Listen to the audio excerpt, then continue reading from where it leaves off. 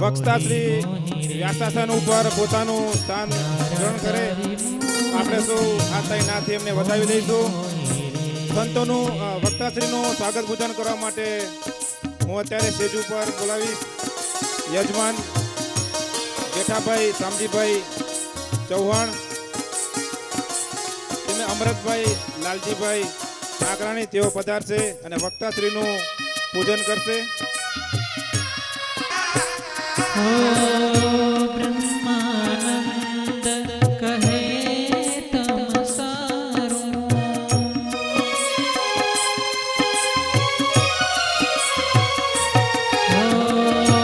બ્રહ્માનંદ કહે તમ સારું, કુળ મર્યાદા ખોઈ ખોઈ રે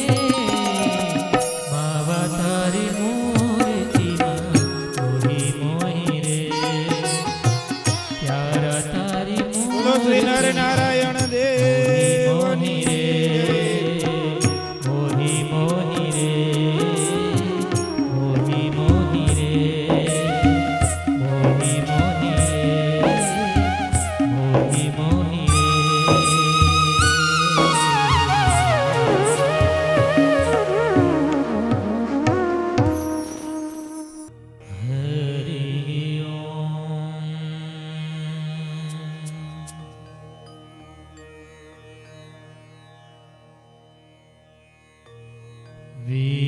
વિશ્વેશ છો સકલ વિશ્વ તણા વિધાતા, ત્રાતા તમે શકલ મંગલ શાંતિદાતા,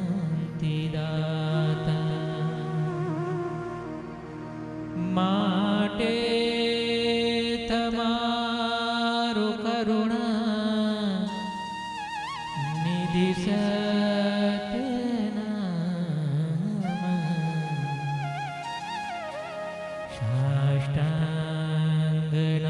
સાષ્ટાંગનાથ તમને કરું પ્રણામ.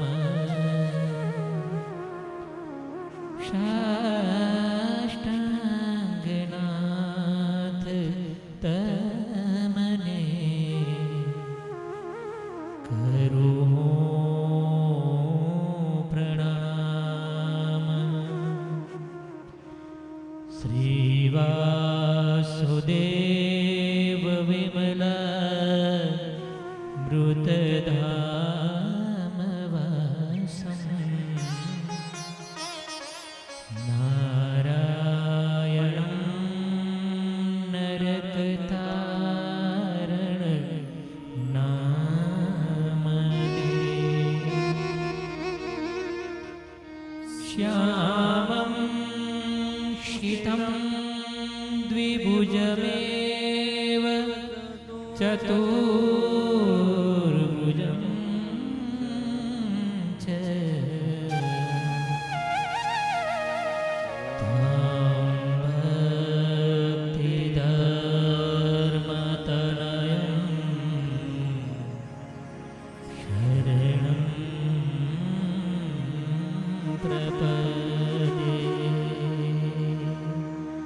ત્વાં ભક્તિધર્મ તનયં શરણં પ્રપદ્યે. ઓમ શ્રી હરિ કૃષ્ણાય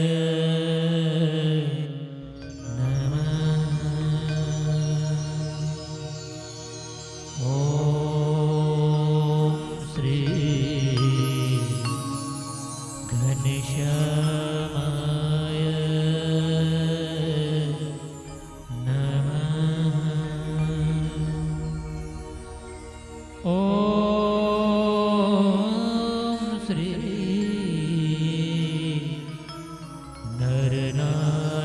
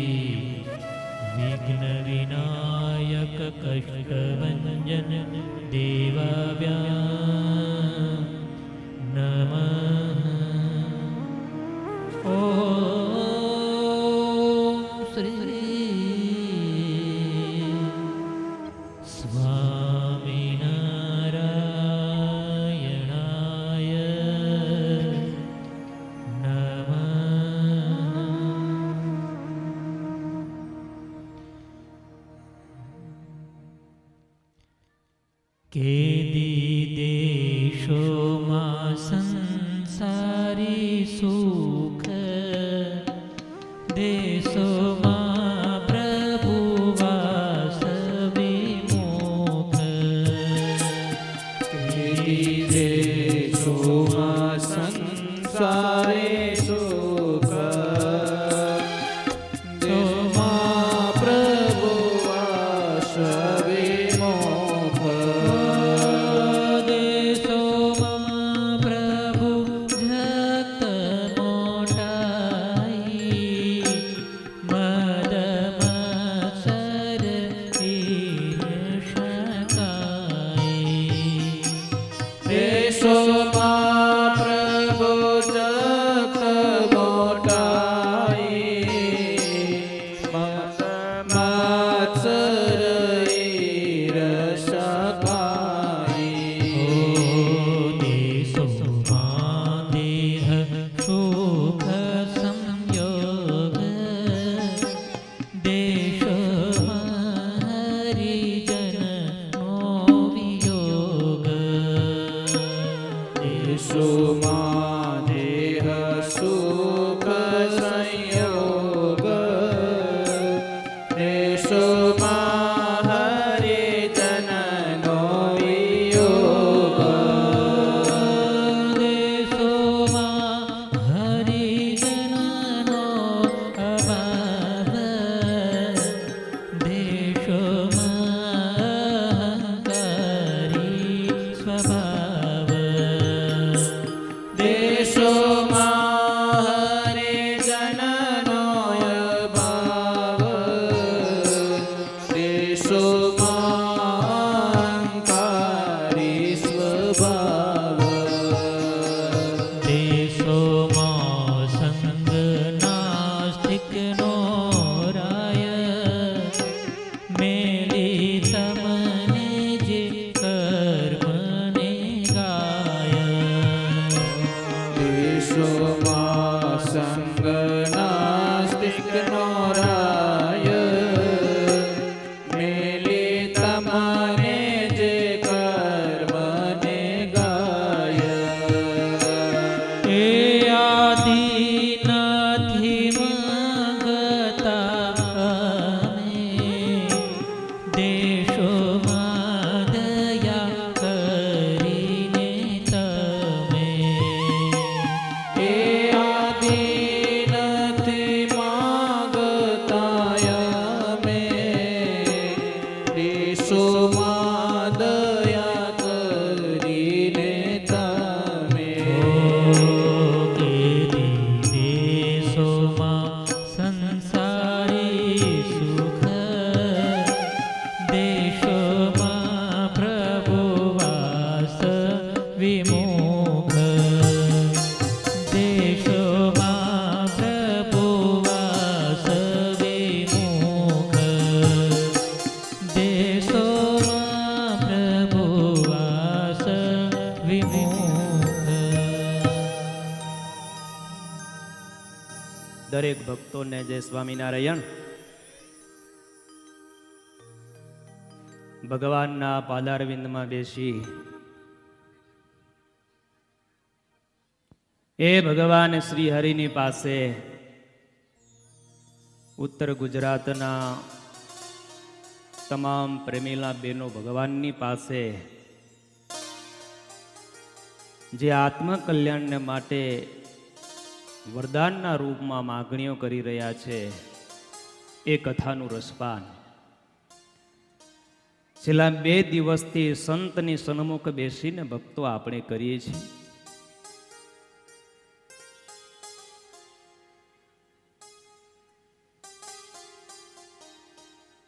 કથાના શ્રવણમાં ભક્તોને બહુ આનંદ છે. ઘણા વર્ષો થયા, ઘણા ગ્રંથોની કથાઓ આપણે સાંભળી છે, પણ આવી પ્રાર્થના ઉપર કથા એ તો જીવનમાં પહેલી વખત છે.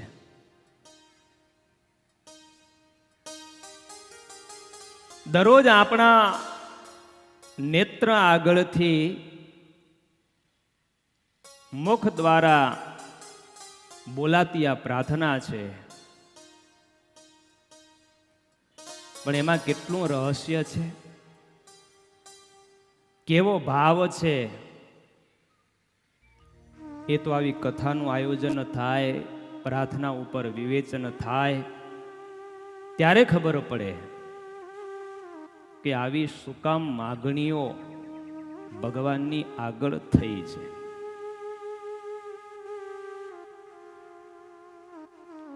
બહુ અદ્ભુત કથા છે.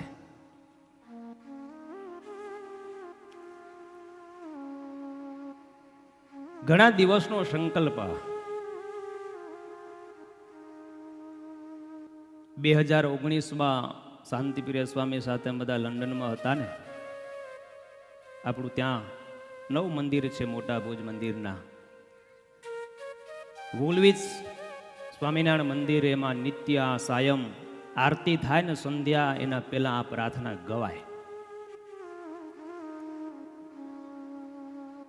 5 દિવસનું અમારું રોકાણ હતું ને ત્યારે આ પ્રાર્થના અમે દરરોજ ગાતા.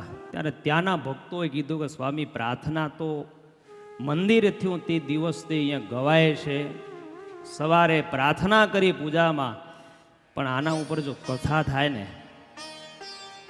તો ઘણો આનંદ આવે. પ્રાર્થના કરવાનો, પ્રાર્થના સમજવાનો. બસ ત્યાં બિરાજમાન ઘનશ્યામ મહારાજ છે. ભગવાને સંકલ્પ કરાયો કે આની કથા કરવી, અને હાથમાં પ્રાર્થના લીધી. અને તમ જેવા હરિભક્તો, વડીલ મંડળના સંતો બેઠા છે, એમની અસીમ કૃપા આશીર્વાદ ભગવાને આજે સંકલ્પ પૂરો કરે છે. અને એ પ્રાર્થનાને બહુ નજીકથી સાંભળવાના, સમજવાના આપણે પ્રયત્નો કરીએ છીએ. બહેનો ભગવાનની પાસે અદ્ભુત અદ્ભુત માગણી કરે કે મહારાજ,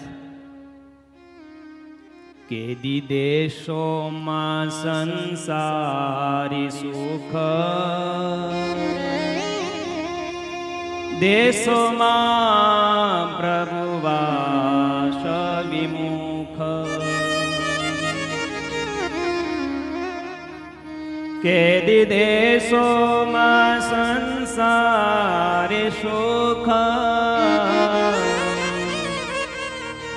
દેશોમાં પ્રભુવાસ વિમુખ.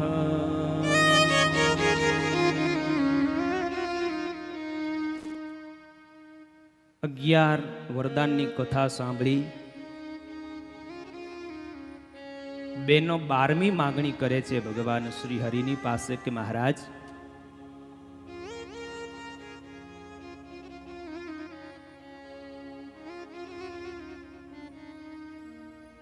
તમારી ચરણોમાં પ્રાર્થના છે કે અમને ક્યારે પણ વિમુખ લોકોનો સંગ ન થાય, જીવનમાં વાસ ન આપજો. કેવી અદ્ભુત માગણી. ભક્તો જે જે વસ્તુ પદાર્થ ભગવાન ભજવામાં, મોક્ષ માર્ગમાં ભગવાન સુધી પહોંચવામાં, સંતો ભક્તો સાથે આત્મીયતા મિત્રતા કરવામાં, ભગવાનની સાથે હેત પ્રેમ કરવામાં જેટલી જેટલી વસ્તુ વિઘ્નરૂપ છે ને, એ બધી જ બહેનો ગોતી ગોતીને ભગવાનના ચરણોમાં મૂકે છે કે મહારાજ, આ વસ્તુ થકી, આ પદાર્થ થકી, આવા દોષ થકી તમે અમારી રક્ષા કરજો. કેવી કેવી અદ્ભુત માગણીઓ કરે છે. બહેનો જોવે છે કે મહારાજ વિમુખનો સંગ છે, વિમુખ લોકોનો જે પડછાયો છે ને એ પણ બહુ જ ખરાબ છે. અમને કોઈ દિવસ વિમુખનો વાસ આપતા નહીં, વિમુખનો સંગ ક્યારે દેતા નહીં, કારણ કે વિમુખનો સંગ છે ને એ જીવાત્માને ભગવાન થકી વિમુખ કરે છે. મહેરબાની કરીને વિમુખ થકી અમને બચાવો છો. કેટલો એની અંદર પાવર છે, શક્તિ કેટલી જો. સન્મુખને વિમુખ કરી નાખે એટલી શક્તિ આ વિમુખની અંદર છે. નિર્વિકલ્પાનંદ સ્વામીનું નામ તમે બધાએ સાંભળ્યું હશે. બહુ જ મોટા વિદ્વાન. એ મોટાઈના કારણે એનીમાં આવડત હતી, બહુ ભણેલા હતા, મોટાઈનું માન હતું ને એટલે ભગવાનથી વિમુખ થયા. સત્સંગનો ભીડો છે ને એ સહન કરી શક્યા નહીં અને ભગવાનથી વિમુખ થયા. એ વાત તમે જાણો છો એટલે હું નથી કહેતો. વિમુખનો સંગ ન થાય ને એવી બેનો પ્રાર્થના કરી. વિમુખ કોને કહેવાય? કઈ નીલસ કહેશો? કઈ વિમુખની વ્યાખ્યા અક્ષય આવડે? ખોડસી વાળા શું કહેશો? આનીકોર વાળા કેસરાભાઈ વિમુખ? હા, આપણી વ્યાખ્યા અને શાસ્ત્રમાં વિમુખની વ્યાખ્યા એ થોડી અલગ અલગ છે. આપણા મતે વિમુખ કોણ? કે આપણે જેને ન માનીએ, આપણે જ્યાં માનતા હોઈએ, જ્યાં નમતા હોઈએ, ત્યાં એ ન માને, ત્યાં એ ન આવે, તો આપણા મતે એ વિમુખ છે. પણ હવે વચનામૃતને આગળ રાખીશું, એ પરફેક્ટ વ્યાખ્યા આપશે. મહારાજ જેમાં વાત કર્યું છે વિમુખની, સાચી વ્યાખ્યા ખબર પડી જાય ને આને વિમુખ કહેવાય, તો ભવિષ્યમાં એનાથી ચેતતું રહેવું. નહીં તો ઘણાને ખબર જ ન હોય કે વિમુખ કોને કહેવાય. શાસ્ત્રના મતે, વચનામૃતના મતે જુદી જુદી વ્યાખ્યાઓ વિમુખ સ્વામિનારાયણ ભગવાનની વ્યાખ્યા કરે કે ભગવાને બાંધેલી ધર્મ મર્યાદા એનો ત્યાગ કરીને સ્વતંત્રપણે વર્તતો હોય, વિમુખ છે. દ્રષ્ટાંતમાં લઈ શકીએ આપણે હરબાઈ વાલબાઈને. મધ્યનું 29મું સ્વામિનારાયણ ભગવાન કહે છે, સાંભળજો, જીવનમાં એવું થઈ ન જાય. સ્વામિનારાયણ ભગવાન કહે કે જે હરિભક્ત હોય એમને જંત્ર મંત્રમાં પ્રતીતિ હોય. તો મહારાજ કે સત્સંગી કહેવાતો હોય તો પણ એ અડધો વિમુખ છે. જેનું ભજન કરે છે એમાં એને પ્રતીતિ નથી કે મારું અહીંયાથી દુઃખ દૂર થશે કે નહીં થાય, એટલે એમને દોરા દાગામાં મંત્ર જંત્રમાં એને પ્રતીતિ રાખવી પડે છે કે હાલો અહીંયા કને આ ભૂવો બરાબર છે. મહારાજ કે એ અડધો વિમુખ છે. મધ્યનું 53મું વચનામૃત સ્વામિનારાયણ ભગવાન વ્યાખ્યા કરે છે કે જે ભગવાનના ચરિત્રને વિશે અને ભગવાનની સમજણને વિશે જે દોષ દેખે, આપણી ભાષામાં ખોટ કાઢે, ખબર છે ને, આટલું ભગવાન ઠીક કરતા નથી. ભગવાનની સમજણમાં, ભગવાનની ક્રિયામાં જેને દોષ દેખાય, ખોટ કાઢે, તેને વિમુખ અને અધર્મી જાણવો. અને મહારાજ કે સર્વ મૂર્ખનો રાજા છે. રાજા થયો પણ કોનો? મૂર્ખ.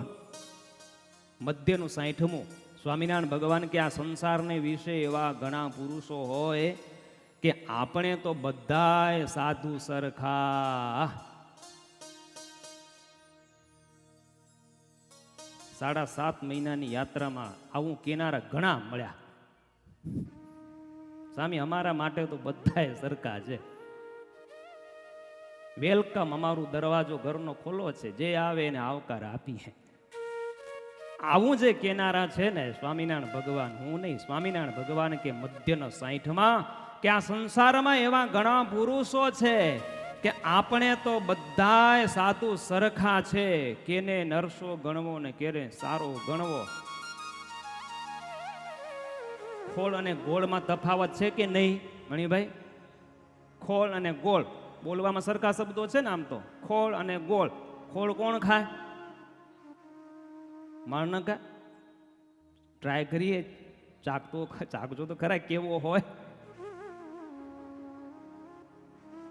હા, તફાવત તો છે ને, બંને સરખા છે, પર ડોર એ ખોળ ખાય અને માણ હોય ને એ ગોળ ખાય. તફાવત ન સમજે એને મૂર્ખ કહેવાય કે આ ભેંસોનું ગાયોનું ખાવાનું પણ ખાઈ જાય રહો, અકલ નથી એમ કે. સ્વામિનારાયણ ભગવાન કે જે બધા સાધુને સરખા જાણે કે અમારા મતે બધા સરખા છે, તો એ સત્સંગી કહેવાતો હોય તો પણ તેને મહારાજ કે વિમુખ જાણવો.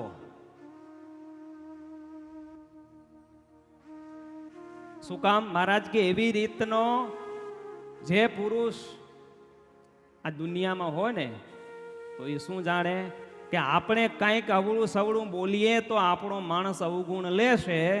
એવી રીતે પોતાની સારપ રાખવા સારું ભગવાન કે ભગવાનના ભક્તોનું કોઈ ઘસાતું બોલે ને તો એને એ સાંભળી રહે, કાંઈ ન કરે તો સત્સંગી કહેવાય, તો પણ એ વિમુખ છે. આ શાસ્ત્રમાં વિમુખની વ્યાખ્યા કરવામાં આવી છે. અને આવા વિમુખ થકી બેનો કહે છે કે મહારાજ અમને ઉઘાડજો. વિમુખનો કોઈ દિવસ સંગ ન થાય જીવનમાં. વાત ચાલતી હતી નિર્વિકલ્પાનંદ સ્વામીની વિમુખ થયા. હવે જોજો આ વાતમાંથી એટલું શીખવાનું છે કે એક વ્યક્તિ ભગવાનથી વિમુખ થાય તો એના પડખે જેટલા આવે, એની દ્રષ્ટિમાં જેટલા આવે ને એ બધાને એ જ માર્ગે લઈ જાય. હડકાયા કૂતરાને લાળની સમાન સંગ છે, એવો ખરાબ છે.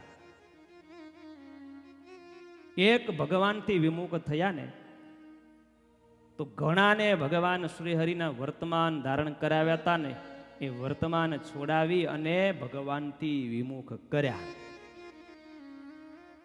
અને પછી કાંઈક તો કામ જોવે ને, આ કામ શરૂ કર્યું. આ સાધુએ ગામડે ગામડે જાય, જેને જેને ભગવાન સન્મુખ કર્યા હતા બધાને વિમુખ કર્યા, કંઠી તોડાવીને, વર્તમાન છોડાવીને. એટલે બહેનો કહે છે કે મહારાજ અમને વિમુખનો સંગ ન દેજો, અમે આવું જોયું છે. અને પ્રાર્થના કરવી નિત્ય ભગવાનને. આમોદ ગામ બહુ દૂર નથી ને અહીંયાથી, હશે કદાચ જેટલું, પણ એ આમોદમાં પહોંચ્યા હો.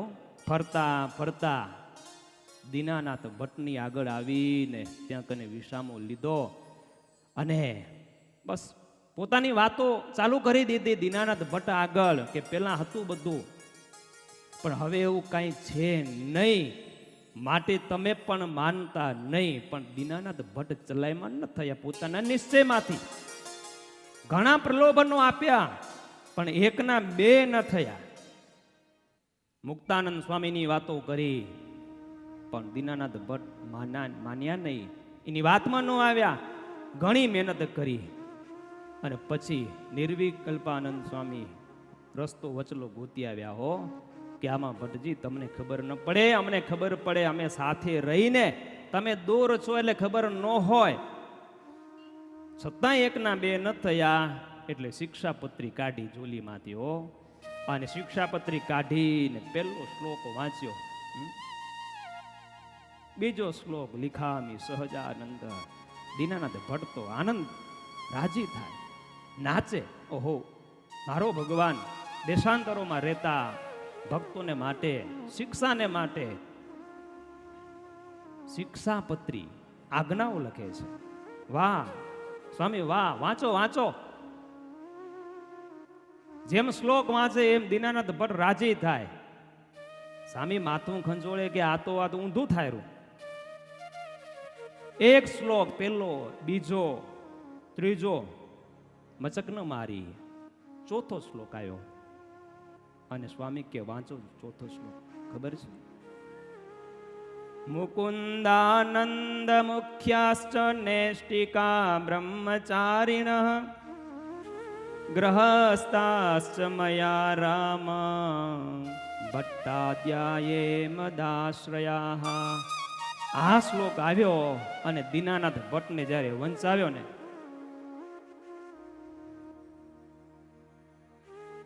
ત્યારે એટલું જ કીધું કે ભટ્ટજી આ શ્લોકમાં તમારું નામ લખવાની જરૂર નથી. તમે કેટલા ભણેલા, તમે કેટલા વિદ્વાન છો, સંસ્કૃતમાં તમે કેટલું જ્ઞાન છે.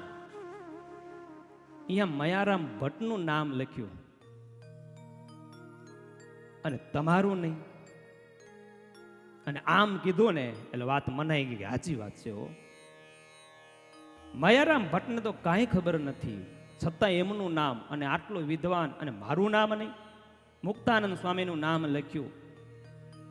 ત્યાગીઓમાં ગૃહસ્થાશ્રમની અંદર આ મયારામ ભટ્ટ, હું તો વિદ્વાન છું. અને મનાઈ ગયું કે મારું નામ હોવું જોઈએ. સ્વામી કે એટલે જ કહું છું. અને સ્વામીની વાત સાંભળીને દીનાનાથ ભટ્ટને નક્કી થઈ ગયું કે નહીં, અહીંયા લાગવાગ છે. અને એને કંઠી તોડી અને સત્સંગ છોડી દીધો અને ભગવાનથી વિમુખ થયા. બંને જણા આંબોદથી નીકળ્યા અને બાજુમાં બુવા ગામ છે. હા છે ને બુવા, કયા ભગત છે ત્યાંના? હા, વચનામૃતમાં પ્રશ્ન છે ને એનો. કાનદાસ એમના ઘરે આવ્યા. જેમને નિર્વિકલ્પાનંદ સ્વામી કંઠી બાંધી હતી, વર્તમાન ધરાવ્યા હતા, ભગવાન શ્રી હરિની ઓળખાણ કરાવી હતી. પણ એનો પ્રસંગ તમે પેલો જુઓ ને, જ્યારે કંઠી બંધાવા આવ્યા ત્યારે એ કાનદાસ બુવા ગામના એમને એમ વર્તમાન નહોતા ધારણ કર્યા. પ્રશ્ન કર્યા હતા કે શું ખાતરી તમે વર્તમાન ધરાવો છો, કંઠી પહેરાવો એ ભગવાન છે કે નહીં? ત્યારે નિર્વિકલ્પાનંદ સ્વામીએ એ વખતે એમને વચન આપ્યું તો હા પડે ને એના માટે કે જો કાનદાસ, આ સ્વામિનારાયણ ભગવાનની કંઠી હું તમને પહેરાવા આવ્યો છું, તમને વર્તમાન ધારણ કરાવવા આવ્યો છું ને ભગવાનના, એ જો મારા ઈષ્ટદેવ સ્વામિનારાયણ ભગવાન જો ન હોય ને તો કાનદાસજી આખા એ બ્રહ્માંડમાં જેટલું પાપ થાય છે ને બધું જ મારા શિરે. કાનદાસને હા પડી ગઈ કે આવું આખું દુનિયાનું પાપ કોણ લે? પણ આ સાધુ સાચા છે અને સાચી વાત કરે છે. ભગવાન હશે તો જ આમ કે. અને એમના હાથે કંઠી ધારણ કરી લીધી અને ભગવાનના આશ્રિત થઈ ગયા. વચનામૃતમાં એનો પ્રશ્ન પણ આવી ગયો. આજે બે વિમુખ થયા. ત્રીજી વ્યક્તિ એટલે કાનદાસ પટેલને ત્યાં આવ્યા, વિમુખ કરવા માટે સ્વાગત સન્માન કર્યું, પાણી આપ્યું, જમાડ્યા, રસોઈ કરીને સત્સંગ કરવા બેઠા. વાત કરતા કરતા કરતા સ્વામીએ મૌન નાખ્યો કે ભગત, તમે જેની ઉપાસના કંઠી પહેરી છે, માળા ભજન કરો છો ને, હવે કરવા જેવું નથી. અને આટલા શબ્દો ખાલી સાંભળ્યા ને કાનદાસ પટેલના શરીરમાં ક્રોધ વ્યાપી ગયો. રૂવાણા ઊભા થઈ ગયા કે તમે શું વાત કરો છો? ભગવાન નથી? બંને કે હા હા નથી, એ જ કેવા આવ્યા છે. કાનદાસ પટેલ તો ઊભા થઈ ગયા ને તરત જ કીધું કે તમે બંને ઊભા થઈ જાઓ, આ દરવાજો ખોલો છે, નીકળી જ જાઓ, નીકળી જ જાઓ. અને કાનદાસ એટલું બોલ્યા કે આ તો તમે મારા ગુરુ થાવ ને એટલે હું હાથ નથી ઉપાડતો, બાકી તમારી જગ્યાએ કોઈક બીજો હોત ને તો અત્યારે જીવતો ઊભો ન હોત મારી સામે, મારા ઈષ્ટદેવ, અને એનું તમે ઘસાતું બોલો છો. તરત જ લોટો લઈ આવ્યા ઘરમાંથી અને કહી દીધું કે બીજી વખત આ બાબતની ચર્ચા કરવા ફળિયામાં પગ મૂકતા નહીં. અને ગામ બારા મૂકી દીધા અને પાણીનો છંટકાવ કરી દીધો. અરે મોટા સંતના સમાગમથી આ જીવ જડાઈ ગયો છે ભગવાનમાં, એ ક્યોય ન ઉખાડ્યો, હવે ઉકળશે નહીં. હું દરરોજ ભગવાનને પ્રાર્થના કરું છું. કાનદાસ પટેલ કહે છે કે પ્રભુ, કોઈ દિવસ કોઈ સંજોગોમાં તમારું શરણું છૂટી ન જાય એવા મોડા વ્યક્તિના વચન શ્રવણથી અને એના સંગથી આ ભવાટીમાં ફરી વખત આવું ન પડે ને એવી પ્રભુ તમે મારી ઉપર કૃપા કરજો ને એવા લોકોથી બચાવજો. દીનાનાથ ભટ્ટ અને નિર્વિકલ્પાનંદ સ્વામી જ્યારે આવા મળ્યા ને ત્યારે કાનદાસ પટેલ કે ભગવાને આજે મારી ખરી પ્રાર્થના સાંભળી અને મારી રક્ષા કરી વિમુખ લોકો થકી. પછીનો પ્રસંગ મોટો છે, આપણે એનામાં નથી જાઓ. વિમુખનો સંગ છે ને એ કેટલો ખરાબ છે. પછી તો કેટલાને વિમુખ કર્યા. દીનાનાથ ભટ્ટને પછી પાછળ સમજાઈ ગયું તો એ આવી ગયા, બરાબર ને. જમના દીકરી એમની રાક્ષસ વળી ગયો, 12 વર્ષ હેરાન થયા. પણ જ્યાંથી પ્રોબ્લેમ ઊભો થયો હતો ને એ ત્યાંથી જ મટ્યો. અને પછી આવી ગયા અને ભવ સંભવ ભીતિ વેદનામાં આપણે જે આ સ્તોત્ર ગાય છે એ પછી ભગવાનની સન્મુખ ગાયો છે. પણ ઓલા ન આવ્યા, સાધુ ન આવ્યા. એટલે ભક્તજનો મોક્ષ માર્ગ એક એવો છે કે આપણા જીવનમાં એક એવો સમય આવતો હોય છે કે આપણે જે કરેલી ભક્તિ હોય, ધર્મનું પાલન કર્યું હોય ને, એ અમુક એવો સમય આવતો હોય ને, એ કશું કામ ન લાગતું હોય, પણ એ વખતે ભગવાનને કરેલી પ્રાર્થના છે ને એ કામ લાગતી હોય છે. અને પ્રાર્થના દ્વારા ભગવાન છે ને એ ઘણાને ઉઘારી લેતા હોય છે. આજ બેનોએ આટલું વિમુખનો સંગ કેટલો જોરાતો છે, કેટલો બળવાન છે ને જોયો છે. એટલે ભગવાનની પાસે આ માગણી કરેલી છે કે મહારાજ, કલ્યાણના માર્ગ થકી ભ્રષ્ટ કરે ને એવા વિમુખ લોકોનો સંગ અમારા જીવનમાં ક્યારે પણ આપતા નહીં. નિત્ય પ્રાર્થના ભક્તો કરવાની મહારાજે આજ્ઞા કરી છે. પ્રથમનું 48મું વચનામૃત. આજ બેનો એ પ્રાર્થના પ્રમાણે, આજ્ઞા પ્રમાણે ભગવાનની આગળ પ્રાર્થના કરે છે કે મહારાજ, કે દેશોમાં સંસારી સુખ, દેશોમાં પ્રભુ વાસ વિમુખ. ત્યાર પછી 13મી પ્રાર્થના બેનો કહે કે મહારાજ, દેશોમાં પ્રભુ જગત મોટાઈ, મદ મત્સર શકાઈ. બહુ જ મોટી પ્રાર્થના આવે છે આ 13મી. આ 13મી પ્રાર્થનામાં આપણે એક તો સુંદર મેસેજ એ મળે છે કે આ દુનિયામાં જેટલા જીવો છે ને, જેટલા જીવો, એ બધા જીવોને જે વસ્તુ પ્રાપ્ત કરવાની ઈચ્છા છે, જે જોઈએ છે, જતનફઈ વગેરે, એ બહેનોને એ વસ્તુ જોઈતી નથી ને એ વસ્તુની ભગવાનની આગળ ના પાડે છે કે મહારાજ, અમને જગત મોટાઈ ક્યારે આપતા.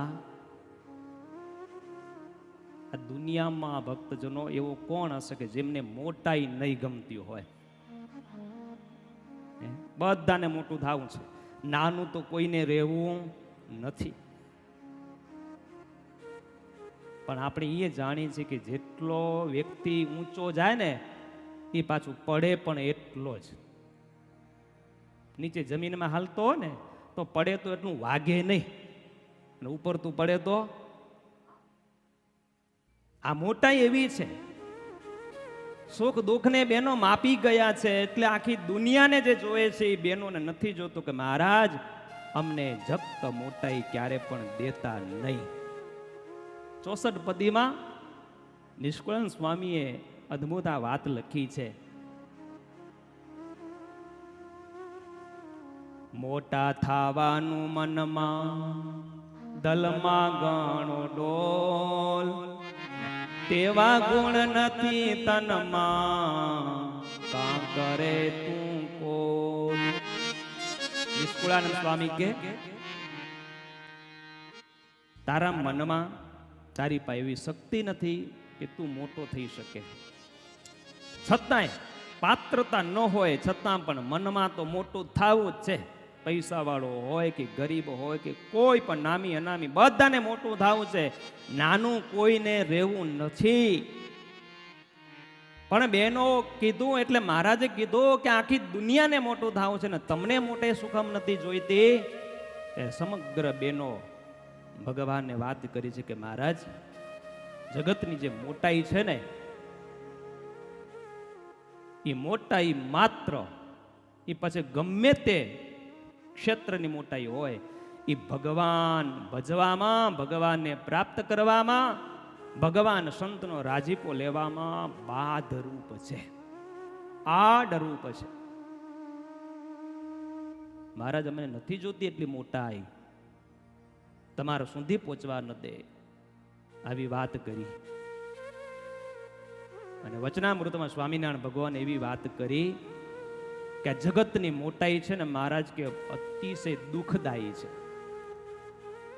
લાગે મોટાઈ, પણ જે મોટા થયા હોય ને ભક્તો, ક્યારેક પૂછવું કે મોટાઈમાં સુખ કેવું છે. હા, આપણે કહીએ ને કે ગામના પ્રમુખ આવ્યા, સમાજના પ્રમુખ આવ્યા, અમારા સંતોમાં હોય તો મંડળના મંડલેશ્વર આવ્યા, કોઈ પણ સંસ્થાના હોય તો ક્યારેક એને પૂછવું, નિરાંતમાં બેઠા હોય ને ત્યારે કે મોટાઈમાં કેટલું સુખ છે. ચારે બાજુથી ગોદા આવતા હોય, દુઃખ સહન એનું જ કરવું પડે ને એને. હા, મકાન હોય ને આખું મકાન, અને વચમાં મોભ હોય, ખબર છે ને, જેટલી આડી ઊંચી નાખી લે ને બધાના ખીટા છે ને, ઓલું ખીલા એને વાગે, આખા મકાનનો લોડ એની ઉપર હોય. એટલે મોટાઈ ખાલી શબ્દ મોટો છે, બોલવામાં હરખાય કે હા મોટા આવ્યા, પણ હકીકતમાં પાકી ગયા હોય, બહુ દુઃખ હોય એની અંદર. તમામ ટેન્શન એને જ લેવાનું હોય.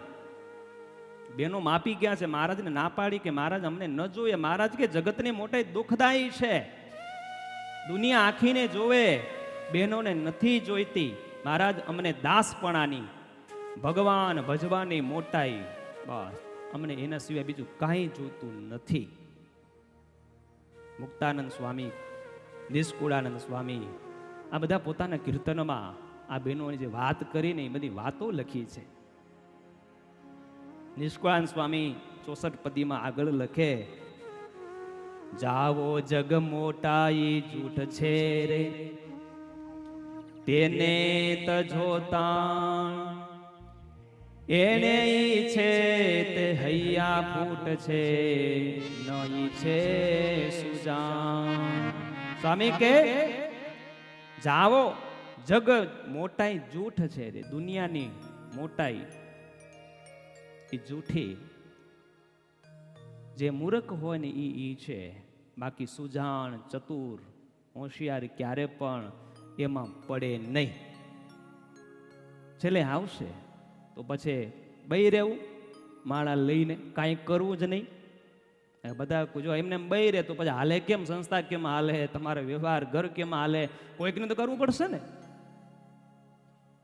પણ એ પણ શીખશું, આગળ આવશે, શીખ આવશે કે મોટાઈ આવે તો કઈ રીતે કરવી. લખી નથી નાખ્યું. આ નિષ્કુળાનંદ સ્વામીના શબ્દો છે કે જગતની મોટાઈ દુઃખદાયી છે, એની આશા છોડી દો. અને જે મૂર્ખો હોય એ આશા રાખે એના માટે.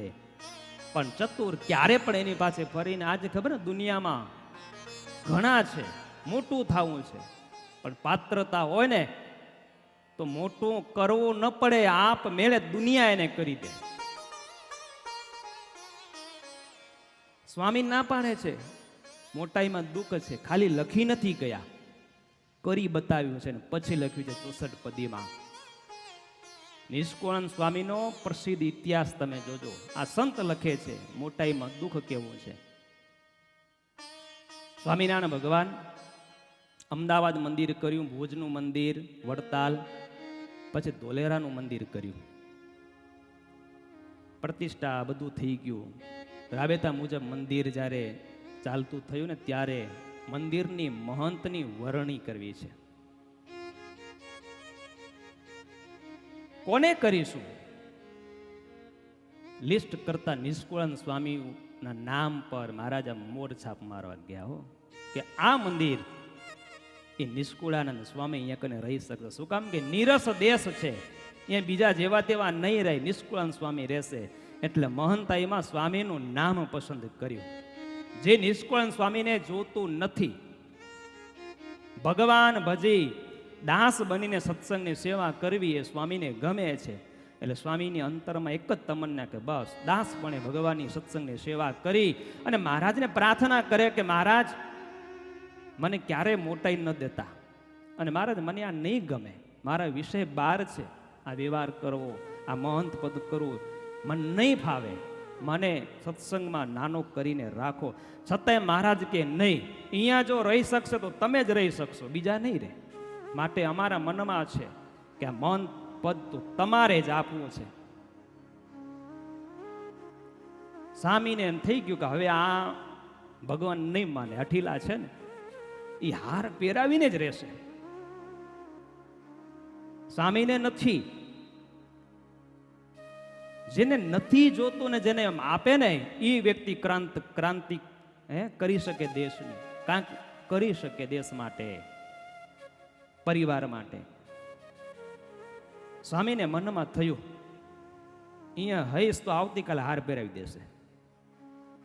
નક્કી કર્યું સવારે બ્રાહ્મણ મુહૂર્તમાં ઉઠું, પૂજા લઈને નીકળી જાઉં ગામડે. હો તો હાર પહેરાવે ને. બલ્લા ટળે સ્વામીએ તૈયારી કરી દીધી અને હવે સામે આપણે બધા બેઠા છીએ. ખાલી આપણું લિસ્ટમાં નામ સંભળાય કે આ 5માં મારું નામ છે, એવા કંઈક ઉડતા સમાચાર સંભળાણા હોય તો સવારે 5 વાગે આવીને ઊભા રહી જઈ ડેલીએ કે સભા હોય ત્યાં ગામની ચોરે નામ આવી જાય તો. નિષ્કુળાનંદ સ્વામી સવારે વહેલા ઉઠ્યા છે. ખંભે પૂજાનો ખડીયો ટીંગાડીને સ્વામી ચાલતા થઈ ગયા. થોડાક ગયા ને આગળ મારા શબ્દો યાદ આવે. મહારાજ કીધું કે જોડ વિના સાધુને જાવું નહીં, એકલા ન જાવું. કાલે સ્વામી વાત કરતા હતા ને, સ્વામીને યાદ આવી ગયો કે જોડમાં જ જવાય. હું તો એકલો નીકળ્યો, પગ ઊભા રહી ગયા. પણ એ સમયમાં કોણ હવારના પોરમાં કોણ આવે? આમ જ્યાં વિચાર કરે છે તો એક મારા જેવા સાધુઓ એ ઉઠીને એ જ માર્ગે થયા, પૂજા લઈને પોતાનું જે કાંઈ પુસ્તક હતા લઈને થયા રવાના. એટલે રસ્તામાં થયા ભેગા. ચોરો આવતો ને ચોરામાં થયા ભેગ્યા. એટલે ઓલો સાધુ કે નિષ્કુળાનંદ સ્વામી તમે એકલા સવારના પોરમાં કઈ બાજુ? સ્વામી વાત રહેવા દે કે તું ક્યાં જગ્યો, તું કઈ બાજુ? નિષ્કુળાનંદ સ્વામી કે હું તો ગામડે જાઉં છું, પણ જોડીની વાટ જોતો તો એકલું ન જવાય, તો તું મળી ગયો હાલ આપણે બંને ગામડે જઈએ. કે હાલો હાલો. અને પથ્યાર રવાના હો. અને થોડાક આગળ ગયા ને ત્યારે સાધુએ સ્વામીને કીધું કે તમે આમ એકલા નીકળી ગયા, કોઈ સાથે સાધુને ન લીધા, તો તમારું જવાનું કારણ? નિષ્કુળાનંદ સ્વામી કે તું પેલું કારણ બતા, તું એકલો કેમ નીકળ્યો સવારના પોરમાં? ચલો સાધુ કે સ્વામી શું દુઃખની વાત કરું, આ સત્સંગમાં કેટલી સેવા કરી, સત્સંગને માટે કેટલું શરીર ઘસવી નાખ્યું, કેટલા જોડા ઘસાઈ ગયા. મનમાં એક ઈચ્છા હતી, અમદાવાદ મંદિર થયું, ભુજ મંદિર થયું, વડતાલ વગેરે મંદિરો થયા, તેમાં મહંતાઈનો વારો આવશે. પણ એમાં વારો આવ્યો અને આ ધોલેરા મંદિર હવે આમ થયું તો એમાં શકે એનામાં વારો આવશે, પણ લાગ્યું નહીં. એટલે બસ હવે અહીંયા રહેવું નથી, બીજે ક્યાંક જઈને મહંત પદ કરીશું, રાજાઓને રાજી કરશું તો ગુરુપદ મળી જશે. એટલે હવે અહીંયા ભાવ નથી, એટલે હવે અહીંયા તો હું જાઉં છું ધોલેરાથી.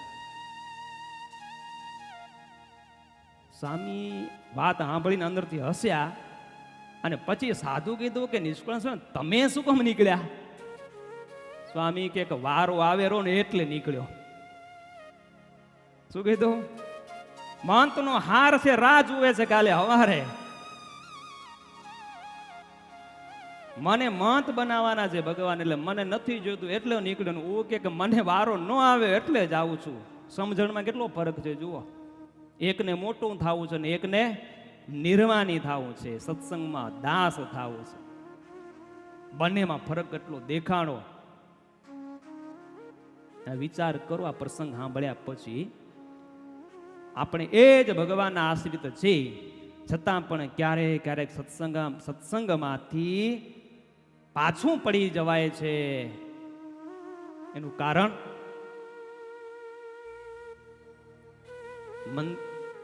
મંદિરમાંથી પાછું હટી જવાય, સત્સંગમાંથી થોડાક પાછા ખસી જાય છે. એનું કારણ શું હશે? મંદિરમાં પ્રમુખ બનાવે તો કે ટ્રસ્ટીમાં નામ ન આવે તો કેમ હશે? પ્રસંગ છે એટલે આજ બધાને ગમે છે અને દેખાય છે. 10-10, 15-15 વર્ષ સીટમાં જ બેઠા હોય, નામ ન લે ખાલી કરવાનું, પછી ખાલી કરે ને તો પગથિયું ન ચડે. વિચાર કરો, 15-20 વર્ષ સત્સંગની સેવા કરી હશે તો શું સમજણથી કરી હશે? આ થાય કે નથી થતું આવું? સંતોને મનાવવા પડે કે હવે મંદિરે તો આવો. ના, હવે નથી આવું. એ પોતે જાય અને બીજાને પણ પાછા એ માર્ગે દોડી જાય. લો, એ વાતો નાખી બીજાને મંદિરનું પગથિયું ચડવા ન દે. મંદિરમાંથી આપણે પાછા હટીએ આ કારણથી મને પદ ન આપ્યું, ઓમને બનાવ્યો, જેમાં ટપડીએ નથી કાંઈ, એને આ ચાવી દઈ દીધી, અમે આટલા મોટા, અમને કાંઈ સિલેક્ટ ન કર્યા, હાલો હવે અહીંયા કામ નથી, ને હટી જાય પાછા. આવું આજે થાય છે. સત્સંગમાંથી પાછા પડવાના કારણ આ છે. આ મોટાઈનો લોચો છે ને આટલું જીવાત્માનું બગાડે છે. છતાંય જીવનો એક સ્વભાવ છે કે નાનો મોટો કંઈક મોટાઈનો લોચો દાંડીઓ છે ને હોવો જ જોઈએ. અને ખબર છે ને, દાંડીઓ પછી એવી જગ્યાએ અટકે, ઓલું શિયાળની વાત સાંભળી છે ને તમે, માર નથી કેવી. હા, એ દાંડીઓ પછી શેરડી ખાવા ગયું ને કેવું ભરાઈ ગયું હતું દાંડીઓ, અને એ માર ખબર આવ્યો, પોતે આખું નીકળી ગયું પણ દાંડીઓ વાડમાં અટકી રહ્યો, પકડાઈ ગયું, માર ખાવી પડી. ત્યારે સમજાયું શિયાળને કે આ મોટાઈનો દાંડીઓ પૂછડે બંધાય. તેથી સમજી ગયું આ મોટાઈમાં આટલું દુઃખ છે. એ મોટાઈ સંપત્તિની છે, સત્તાની છે, આવડતની છે, ગુણની મોટાઈ. આટલી બધી મોટાઈઓ છે ગણી. એમાં જ્યારે જીવ બંધાય છે ત્યારે એમને જરૂર દુઃખ એના જીવનમાં આવે છે. અને ભક્તજનો, એક વાત આપણે બધાને આ કથાના માધ્યમથી આપણે યાદ રાખવી ઘટે કે એક વખત જીવનમાં મોટાઈ આવી જાય પછી એને મૂકવીને બહુ જ કઠિન છે, બહુ જ કઠિન છે. ગુંદાનો ઠળિયો કેવો હોય? એ જ્યાં પડે ને ત્યાં ચોંટી જાય, એ ઉખડે નહીં. આ ઠળિયો મોટાઈનો આવો છે. એક વખત આવી જાય ને પછી માણ ત્યાંથી હેઠો ન ઉતરી શકે. હેઠો ઉતરે તો જાવું ક્યાં, કામ શું કરવું? આ બહુ મોટાઈ છે.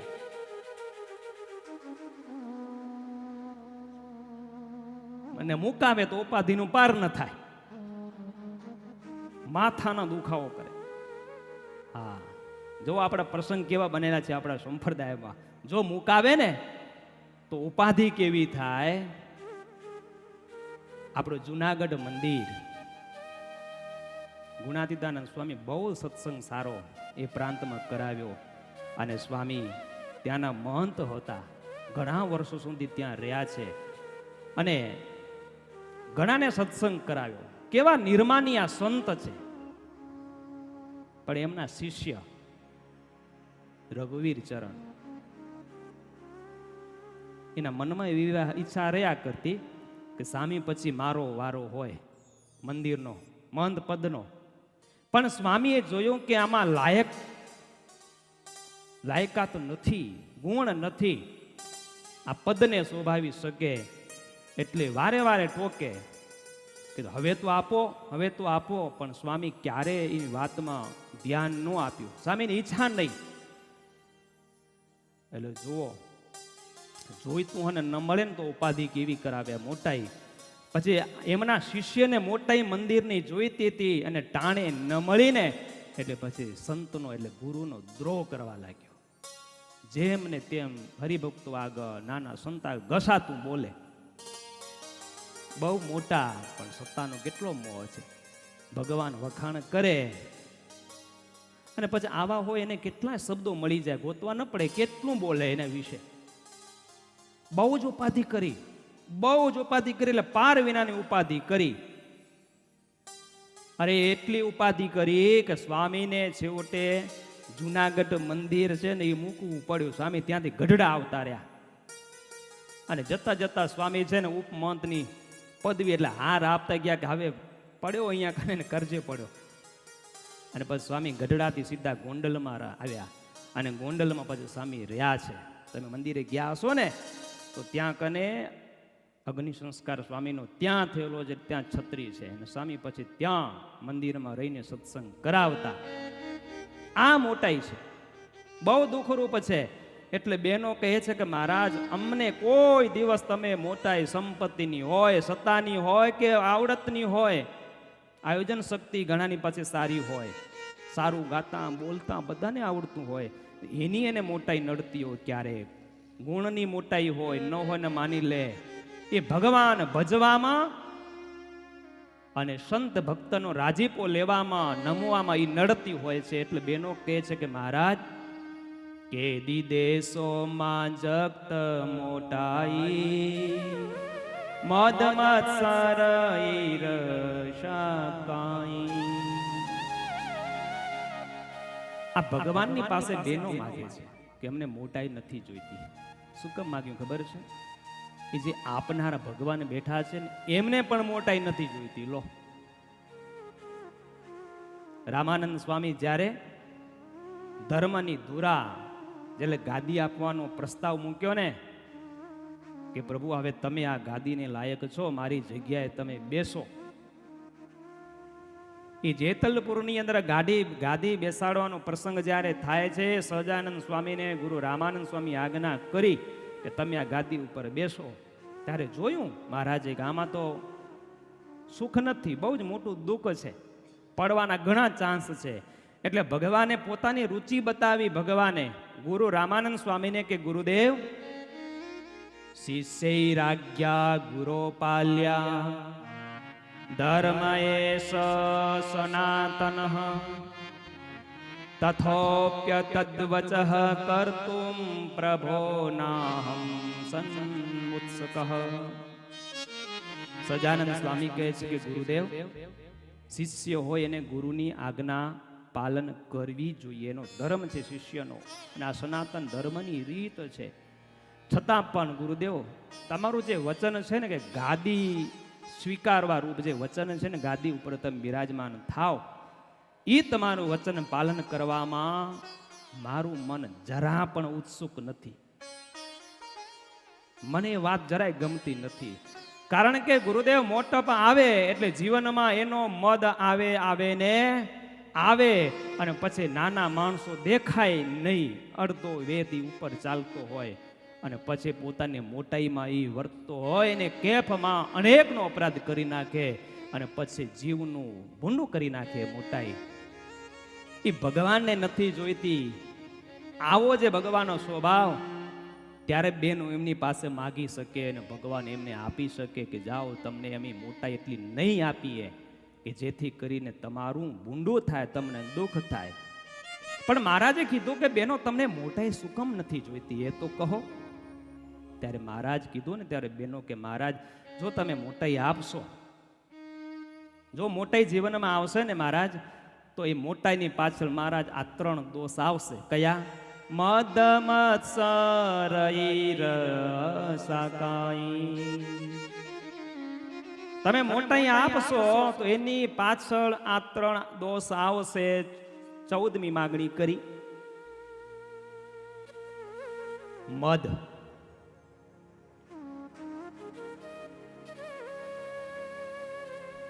ઊંચાઈ ભક્તજનો પ્રાપ્ત કરવી ને એ 1 નંબરની વાત છે.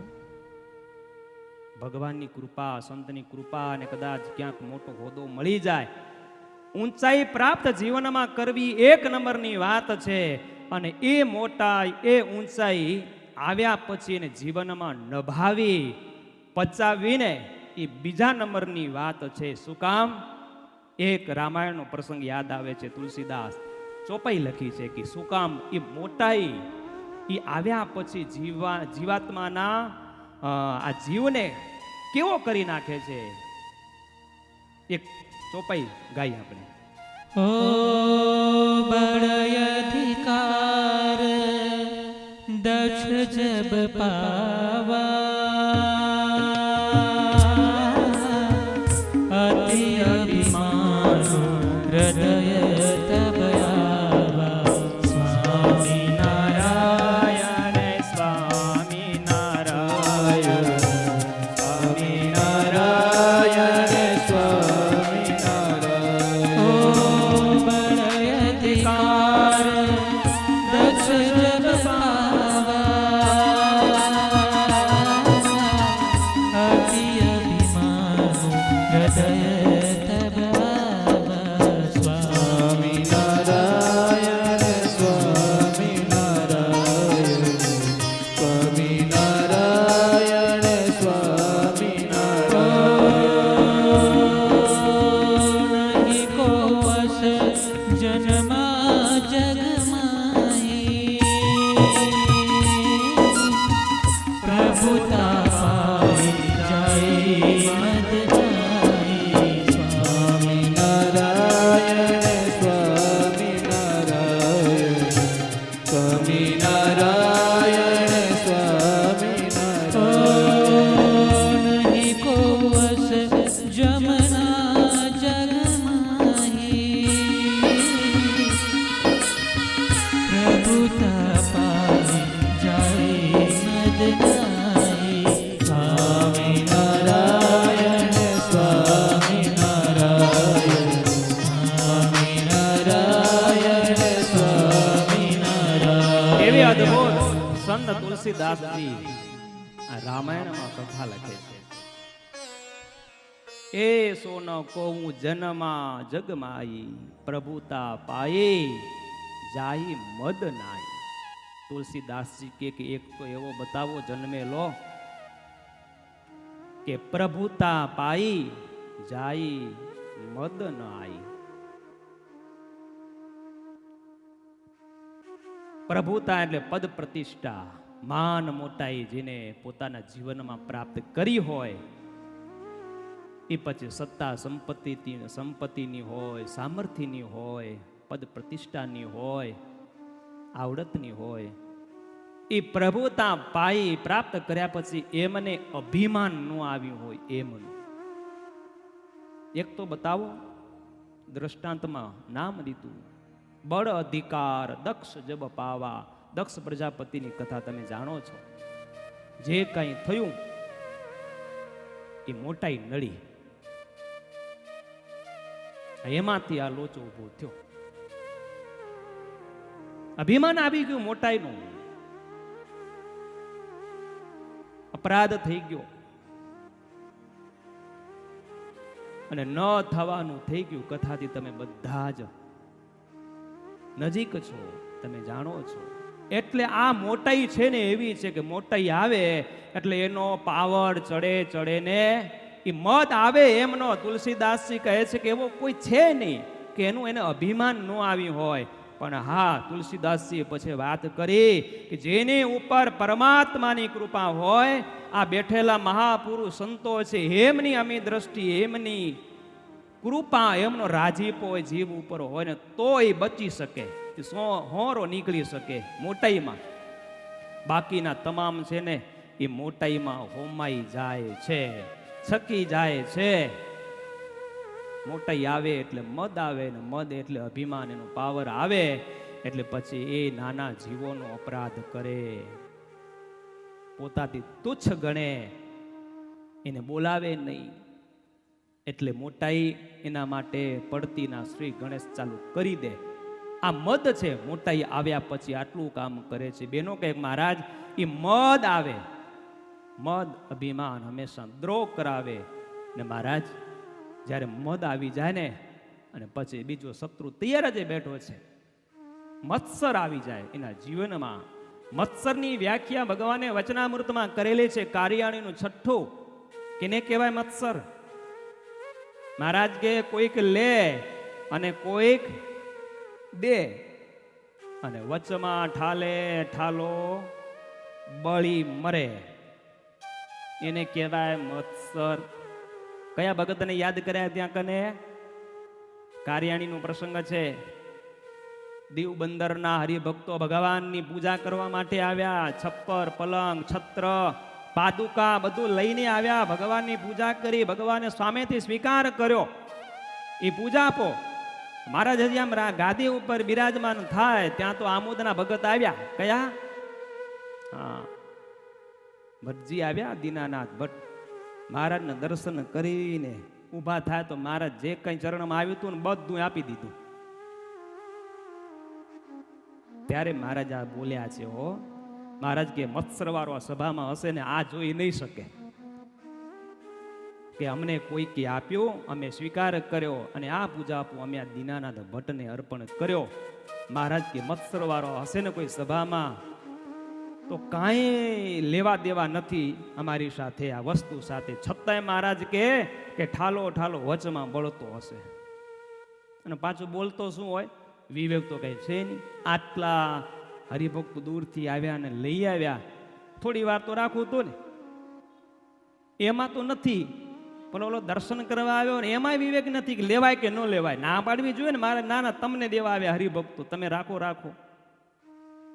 મહારાજ કે આવી રીતે અપરાધ કરે બળી મરે. હાથ ઘસતો ઘસતો માખી ઘસે, ખબર હાથ આમાં જોયું હે? હા, માખી શીખવાડે ભાઈ આવું ન કરતા, નહીં તો આવો વારો આવશે.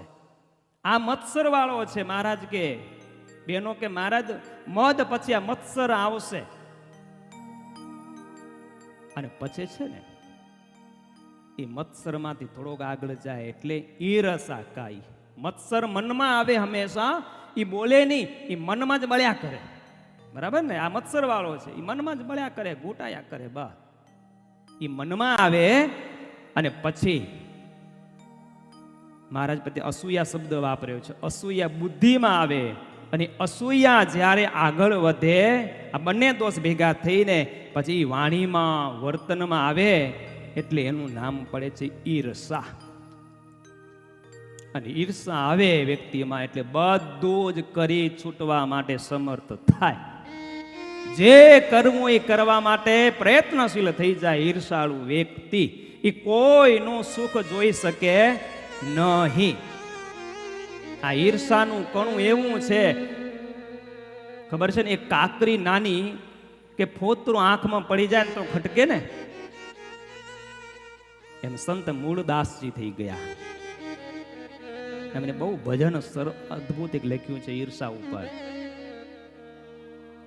પણ આપણે નહીં ગાઈએ. પણ એક જ ખાલી કરીઓ. એ ઈર્ષાનું કણું કેવું છે, દુઃખરૂપ કેવું થાય કે ઈર્ષાનું કણું ભાઈ પડે જેની આંખમાં, હારે એને જોવાનું સુખ જાય જાય જાય છે. ઈર્ષાનું કણું જેની આંખમાં આવીને પડે ને પછી એને જોવાનું સુખ જાય. એ કોઈની મોટાઈ, કોઈનું સન્માન, કોઈની સારી વાત એ સાંભળી ન શકે, જોઈ ન શકે. એ બળ્યા જ કરે, બળ્યા જ કરે, ખમી ન શકે. હિતોપદેશમાં એક વાત લખાણી. બે જણા કાશી ભણવા ગયા, ભણીને બહુ મોટા વિદ્વાન ત્યાં વિદ્યાભ્યાસ પૂરો કરીને ઘરે આવે છે ત્યારે રાત્રિ પડી ગઈ છે. ભૂદેવના ઘરે રાત રોકાણા, એને આશરો આપ્યો રાત્રિ માટે. થાક્યા હતા, પગે ચાલીને આવ્યા ને એટલે એક સ્નાન કરવા ગયો છે ને એક બારે બેઠો છે. એટલે ભૂદેવે એટલું જ કીધું કે પેલો ભાઈ સ્નાન કરવા માટે જે ગયો છે એ બહુ ભણ્યો હશે નહીં, બહુ મોટો વિદ્વાન થઈ ગયો હશે ને. આ ઈર્ષા શું કરાવે જોજો, કોઈને મોટાઈ ના જોઈ શકે. હિતોપદેશમાં આવી વાતો લખાણી છે. પેલો ભાઈ કે ભૂદેવને ભણ્યો તો ઠીક છે, હું જોયું મારી સાથે જ હતો, પણ ભણ્યો ગણ્યો તો કાંઈ નથી, પણ હાવ રાસબ જેવો છે. શું કીધું? સમજી ગયા? ગરદબ જોયું છે? ગરદબ, ચાર પગાવાળું ગધેડું નથી જોયું? હે હા, સંસ્કૃત ભણવા ગયા હતા ને કાશીએ, એટલે શબ્દ પ્રયોગ કર્યો કે ભણ્યો તો ઠીક પણ સાવ ગધેડા જેવો છે, કાંઈ ખબર નથી એને. આવી વાત કરે. ચાલો નાઈને આવ્યો અને આનો વારો આવ્યો નાહવા માટે. ઈ નાહવા ગયો ત્યારે ભૂદેવ એમને પૂછે કે આ નાહવા ગયા છે તમારા મિત્ર સાથે ભણનારા, તો એ તો કંઈક સારા ભણ્યા હશે ને, બહુ વિદ્યા એને આવડી હશે ને, બહુ આગળ હશે, મોટી પદવી પ્રાપ્ત કરી હશે. એટલે આને એમ થયું કે એની મોટાઈ શું કામ આની આગળ કહું, નહીં તો હું નીચો થઈ જઈશ. એટલે ઈર્ષા જ લાગી અને ઈર્ષામાં ભાઈએ એટલું જ કીધું, ભૂદેવને કીધું કે ઠીક છે ભણ્યા તો હું જોઉં છું કેટલું ભણ્યો છે, પણ ભણ્યો નથી, પણ હાવ બળદ જેવો છે. શું કીધું? ભૂદેવ બહુ ભણેલા હતા, એ સમજી ગયા. અને પછી ઓલો નાહીને આવ્યો ને એટલે બપોરનો સમય થયો, બંને પાટલા ઉપર ગોઠવાઈ ગયા ને આગળ થાળી ભૂદેવે જમવા માટે આપીને તો હાથ લૂછી અને બેઠા છે. એકની થાળીમાં નીલું ઘાસ નાખ્યું અને એકની થાળીમાં સૂકું ઘાસ નાખ્યું. અને ભૂદેવ કે હવે જમો. બંને જણા એકબીજા સામું જોવે ને ભૂદેવને કે જમવામાં માણ છે માણ, અને આ જમવામાં. ત્યારે ભૂદેવે એટલું જ કીધું કે બળદ હોય ને એને નીલું ઘાસ ભાવે અને ગધેડાને ઊકું ભાવે. એકબીજાને કરની ખબર પડી ગઈ કે આપણું કરતુલ જ છે, આપણું કરેલું જ છે. જેવું કર્યું ને એવું કર્મ મળ્યું, ફળ રૂપે મળ્યું. સમજી ગયા બે જણા કે આપણું જ કરેલું છે અને ફળ હમણાં જ ભોગવું પડ્યું. ઈર્ષાનું કણું પડે ભાઈ જેની આંખમાં, તેને જોવાનું સુખ જાય જી, કોઈની મોટાઈ જોઈ શકે નહીં. આ ઈર્ષા કામ કરાવે છે, પાછા પાડે વ્યક્તિને. જેનો પ્રોગ્રેસ થતો હોય એને પાછો પાડવાના ધંધા આ કરે છે. આ દુનિયામાં ચાલે છે. આ મોટાઈ છે, વ્યક્તિને પાછળ પાડવાનું જ કામ કરે. નવસરાજે કેટલા મોટા થઈ ગયા હતા, પણ પોતાની પદવી મળી, ઇન્દ્ર પદ મળે, એ છકી ગયા સત્તામાં અને ઋષિ મુનિઓનો અપરાધ કરે અને સરપ એવી યોનિમાં એમને જવું પડે. આ મોટાઈ છે. મદ અભિમાન આવી ગયું, દુઃખ રૂપ છે. એટલે સ્વામિનારાયણ ભગવાને લખ્યું ભક્તો ભક્ત ચિંતામણીનું 68મું પ્રકરણ કે દાસના દાસ થઈને જે રે સે સત્સંગમાં,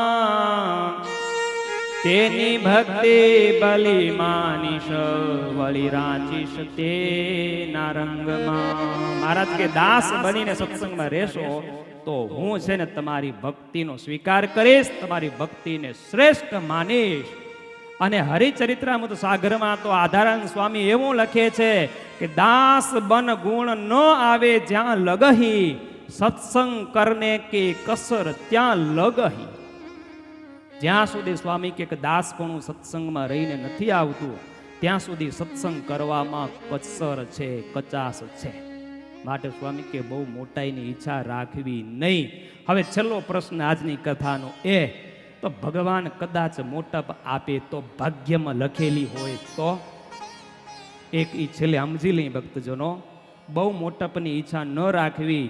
અને ભક્તજનો જેને મોટપની ઈચ્છા ન હોય અને એમને જો મોટપ મળે ને તો ઈ મોટપ એને દાસ બનાવે અને ઈ મોટપ અનેકને સુખરૂપ થાય. પણ જેમને નકરી મોટપની ઈચ્છા જ હોય પણ એવા ગુણ ન હોય અને પરાણે ઊભી કરીને જો મોટપ લેને તો એ દ્રોહ કરાવે અને અંતે એમને દુઃખરૂપ થાય છે. તો છેલ્લે ભક્તજનો ભગવાન કદાચ જીવનમાં લખેલી હોય ને કદાચ મોટપ મળે ને એ પછી કોઈ પણ નહીં હોય તો ભગવાનને પ્રાર્થના કરવી કે મહારાજ આ તમે મોટાઈ આપો છો પણ મોટાઈ પહેલા એ શક્તિ આપજો કે મોટાઈ હું પચાવી શકું અને એ મોટાઈ દ્વારા હું અનેકના કામ કરી શકું, રાજીપો લઈ શકું. મહારાજ એવી સદમતી, એવા વિચારો, એવી શક્તિ મને આપજો. તો ભગવાન ચોક્કસ ભક્તજનો એ મોટાઈમાં ગુણ આપશે અને ક્યારે મોટાઈ છે ને આપણે એ દુઃખરૂપ નહીં લાગે, અનેકને સુખરૂપ લાગશે. એ મોટાઈ નહીં જોઈતી હોય ને તો પરાણે લોક આપશે. નહીં હજી થયા સીટ ઉપર, તમે બરાબર છો, લાયક છો. આ મોટાઈ કામ કરે છે. એટલે આ સારંગપુરમાં સ્ત્રી ભક્તો છે ભગવાનની પાસે આટલું બધું દુઃખ, ભયંકરપણું જ્યારે આ દોષોનું મોટાઈમાં દુઃખ જોયું છે ને એટલે મહારાજને કીધું છે કે મહારાજ મોટાને પણ આ મોટાઈએ ધૂળ ચાટતા કર્યા છે, અનેકના અપરાધ કરતા અમે જોયા છે. માટે મહારાજ તમારા ચરણોમાં વિનંતી છે કે દેશોમાં પ્રભુ જગત મોટાઈ, મદ મત્સર ઈર શકાઈ, મદ મત્સર ઈર શકાઈ. ભગવાનના ચરણોમાં પ્રાર્થના, બસ પ્રારબ્ધમાં હોય તો સ્વીકાર કરવો અને ભગવાનને પ્રાર્થના કરતા રહેવું કે બસ એ મોટાઈથી અમારા જીવનમાં એવા એકે દોષ ને પ્રગટ ન થઈ જાય જેથી કરીને મોટાઈ બીજાને દુઃખરૂપ લાગે. બસ આવી ભગવાનના ચરણોમાં પ્રાર્થના, આવા વિચારો સૌ કોઈ ભક્તોને આપે અને આપણી પણ બહેનોની પેઠે ભગવાન પ્રાર્થનાનો સ્વીકાર કરે ને આવી ભગવાનના ચરણોમાં 14મી પ્રાર્થનાની સાથે બીજા દિવસની કથાને ભક્તજનો આપણે અહીંયા કને વિરામ કરીશું. બસ બધા જ ભક્તોને ઘણા ઘણા જય સ્વામિનારાયણ. બોલો સ્વામિનારાયણ ભગવાન કી. નરનારાયણ દેવની. હરે કૃષ્ણ મહારાજની.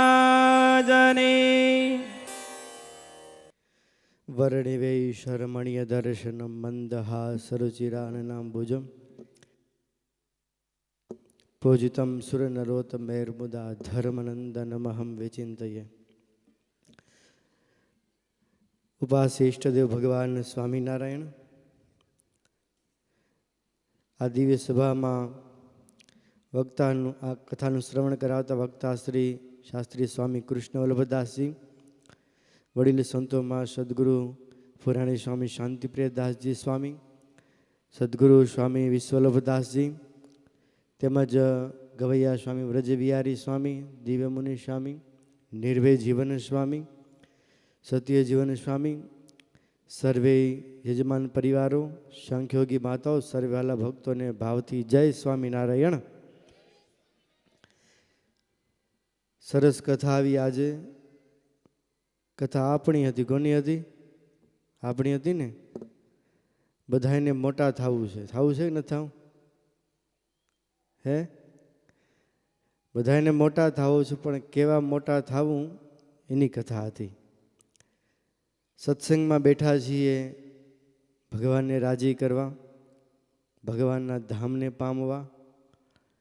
પણ સત્સંગમાં શા માટે આવીએ છીએ? જ્યાં સુધી હેતુ આપણને સમજાતો નથી ત્યાં સુધી ઈર્ષા, અદેખાઈ થોડું ઘણું ચાલ્યા જ કરતું હોય. પણ જ ભગવાનની મોટાઈ સમજાઈ જાય. હું બેઠો છું, કયા સ્થાનમાં બેઠો છું, કોની આગળ બેઠો છું, ભગવાનનું સ્થાન ક્યાં છે, સંતોનું સ્થાન ક્યાં છે, ને ભક્તોનું સ્થાન ક્યાં છે, ને હું ક્યાં છું. જ્યારે મહિમા સમજાય ને એને ક્યારે આ સત્સંગમાં મોટાઈ જોઈતી નથી. મહારાજ કે દાસના દાસ થવું. સત્સંગમાં બેઠા છીએ ને નાના થવા માટે. બધું એ અઘરું છે કહેવાય ને. દુનિયામાં અઘરામાં અઘરી વસ્તુ લાગતી હોય, પણ આધ્યાત્મિક દ્રષ્ટિએ જોવા જાય ને તો બધું સહેલું છે. ડૉક્ટર થવું સહેલું છે, એન્જિનિયર થવું સહેલું છે, બિઝનેસમેન થવું સહેલું છે. એ બધું સરળ છે, પણ સરળ થવું અઘરું છે. પણ સરળ થવાતું નથી. થવાય છે એ મુકાતું નથી. પણ મહારાજ કે જ્યારે આ સત્સંગમાં ગરજુ થાશું ને તે કામ થશે. સત્સંગના ગરજ ગરજુ થાશું ને ત્યારે કામ થશે. ત્યાં સુધી કામ થવાનું નથી. એટલે કલ્યાણનો ખપ રાખશું ને ત્યારે કામ થશે. મહારાજ કે દુષ્કાળ પડ્યો ને, દુષ્કાળ ભયંકર, અને આપણે કેવી ગરજ હોવી જોઈએ, ને એવી ગરજ હશે ને ત્યારે આપણે મોટાઈનો મોહ નહીં રહે. એ દુષ્કાળ પડ્યો હોય ભયંકર, એમાં પૈસા દેતા અનાજ મળે નહીં, આવી પરિસ્થિતિ હોય. અને ખાવા તો અનાજ જોઈએ. પૈસો હોય, હોનાનું બિસ્કિટ પડ્યું હોય, એ ખાવા તો કામ ન આવે ને. આવે એ ભયંકર દુષ્કાળ પડ્યો હોય, પૈસા દેતા અનાજ મળે નહીં, એવી પરિસ્થિતિ હોય ને એમાં કોઈ શેઠિયો શાહુકાર એ સદાવ્રત ખોલે, અને એ સદાવ્રતની અંદર બધાને અનાજ ભોજન આપતો હોય ને ત્યારે લાઈન લાગે. લાગે કે ન લાગે? પૈસા દેતા અનાજ મળતું નથી ને ત્યારે, અને એ અનાજ દેવાની લાઈન લાગે ને શેઠિયો અનાજ ખોલીને સદાવ્રત ખોલ્યું હોય ને ત્યારે માણસોને લાઈન લાગે ને એ કેવી લાંબી લાઈન હશે. સ્વામી વાત કરીને વિઝા માટે લાઈન લાગે, બેંકમાં લાઈન લાગે, દરેક જગ્યાએ લાઈન લાગતી હોય, પણ આવી લાઈન કેટલી લાંબી હશે. જે ક્યાંય નથી મળતું ને એક જગ્યાએ બળે છે. એ લાઈન લાંબી હોય, લાઈનમાં કોઈના હાર તોરા થાય, કોઈનું સન્માન થાય. એ લાઈનમાં કેટલી ધક્કામુક્કી થતા હોય, કેટલાય પડી જતા હોય, છોલાઈ જતા હોય, લોહી લુહાણ થઈ જાય, મારામારી થાય, ગમે એટલું થાય તો એ ક્યારે લાઈન છોડીને જાય. આ લાઈનમાં આપણું કોઈ ધ્યાન નથી રાખતું કે અહીંયા ગાળું આપે છે, એ ભગાવી દે છે, મારે છે, કોઈ લાઈન છોડીને જાતો નથી. એને ખબર છે એ ભોજન જોઈતું હશે, અનાજ જોઈતું હશે, અહીંયાથી મળશે, બાકી ક્યાંય મળશે નહીં. એને ગરજ છે ભોજનની, ત્યારે લાઈન છોડીને જાતો નથી, અપમાન સહન કરે છે. એમ જ્યારે આ સત્સંગમાં કલ્યાણની ગરજ હશે ને, કલ્યાણનો ખપ હશે ને, ત્યારે આ સત્સંગમાં રહેવાશે. એટલે મહારાજ કે ને, બીજા કામી ક્રોધી તો આ સત્સંગમાં રહી જાય, નભ્યો જાય, પણ માની સત્સંગમાં નભી શકતો નથી. એટલે ઘણાને પછી સાફાની ઈચ્છા હોય, ઘણાને હારની ઈચ્છા હોય. મળે તોય રાજી રહું, ન મળે તોય રાજી રહું. શીખી રાખું સત્સંગમાં. ઘણી વખત દર વખતે નામ આવતું ને એક વખત નામ ના આવે તો શું થાય? ઊંચા નીચા થઈ જાય ને. આ દરેક જગ્યાએ જાઉં ને મારું નામ આવે ને, આ વખતે નામ આવે ને ભૂલી ગયું, નામ લખવાડો કોણ હતો? એને ગોત્યો. રાજી રહેવું, હાર મળે તોય રાજી રહેવું, ન મળે તોય. હા, આ સત્સંગમાં શીખવાનું છે. નામ આવે તો પહેરી લેવું પ્રેમથી, ના આવે તો હરી ઈચ્છા, પણ મનમાં થવું જોઈએ ને. આ સત્સંગમાં શીખવાનું છે. આપણા સ્વભાવને ટાળવાના છે, સરળ થવાનું છે. બાકી આ સત્સંગ સિવાય બીજી કોઈ યુનિવર્સિટી નથી આપણા સ્વભાવને ટાળવાની. એટલે આ સત્સંગ વડ્યો છે. આ સારી સદગુણોની કથા ચાલે છે. આ ભગવાન પાસે બાયું વરદાન માગે છે. અનંત જીવનના કલ્યાણ માટે એ જન્મ જન્મથી જીવ ભટકે છે ને એ ક્યારે પાર આવ્યો નથી. એટલે આ સરસ સત્સંગમાં બેઠા છીએ ને, તો આપણા સ્વભાવને ટાળીએ ને સરસ આજે વળી સંતોના આશીર્વાદ લેવાના છે.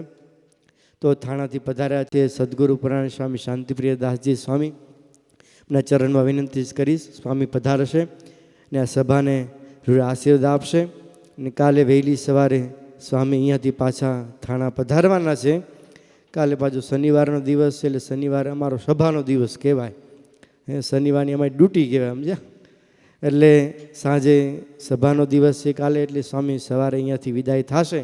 તો સદગુરુ પુરાણ સ્વામી શાંતિપ્રિય સ્વામીને વિનંતી કરીએ પધારે. ને આ બધા સભામાં ઉપસ્થિત યજમાન પરિવાર હોય, નાની મોટી સેવા કરેલ સર્વે વાલા ભક્તોને રૂડા આશીર્વાદ આપવા માટે પધારશે સદગુરુ પુરાણે સ્વામી શાંતિપ્રિય દાસજી. નખશીખ મૂર્તિ નાથની સમરતા સુખ થાય. ભગવાનની મૂર્તિ નખથી શિખા પર્યંત જે ચિંતવે, હૃદયમાં ધારે, એને આ બહેનોએ માગેલા વરદાન એને ફળે. આવી સુંદર કથાનું રસપાન કરાવતા વક્તા મહોદય શ્રી, બ્રહ્મનિષ્ઠ સંતો, કથા રસનો આનંદ માણતા અને આ કથામાં જેમણે જેમણે સેવા કરેલી છે એવા દરેક નાના મોટા ભક્તોને હેત ભર્યા જય સ્વામિનારાયણ.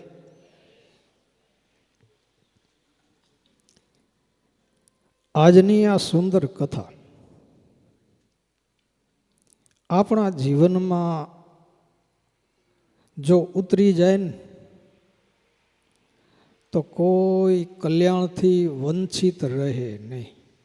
બધાય ધામના અધિકારી બની જાય. પણ આ બધાયમાંથી છુટકારો મેળવો એ કંઈ સહેલો છે? કેમ લાગે પ્રવીણભાઈ? સહેલું છે? આ દુનિયામાં પદ, પૈસો ને પ્રતિષ્ઠા માણસને દુઃખ આપે છે.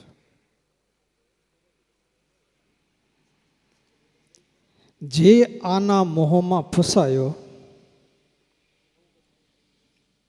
એ ચોક્કસ મોક્ષથી વંચિત રહે છે. અને આ ભગવાનની અંદર જે માંગણી કરવામાં આવી છે ને, કે આ કામ, ક્રોધ, લોભ, મોહ, મત્સર, આશા, તૃષ્ણા, એ મહારાજ આ અમને દેશોમાં. આપણે કેમ દે છે કે નથી? આટલા વર્ષોથી આ સત્સંગ કરો છો, હવે તો ના હોય ને? હોય? કેમ લાગે જયંતિભાઈ? કોતા ખરા નથી ને?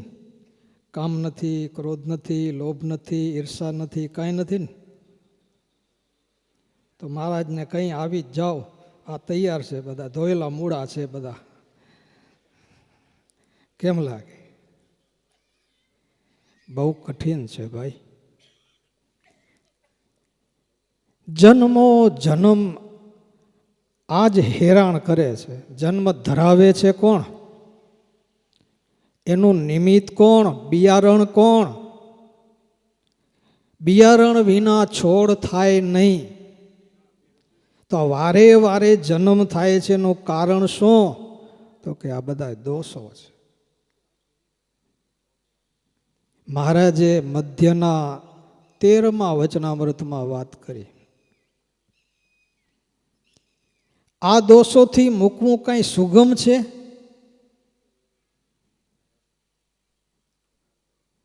આપણા શાસ્ત્રો પુરાણો એમ કહે છે, સૌભરી મુનિએ જમુનાના ધરામાં બેસીને 60,000 વર્ષ તપ કર્યું હતું. કેટલું?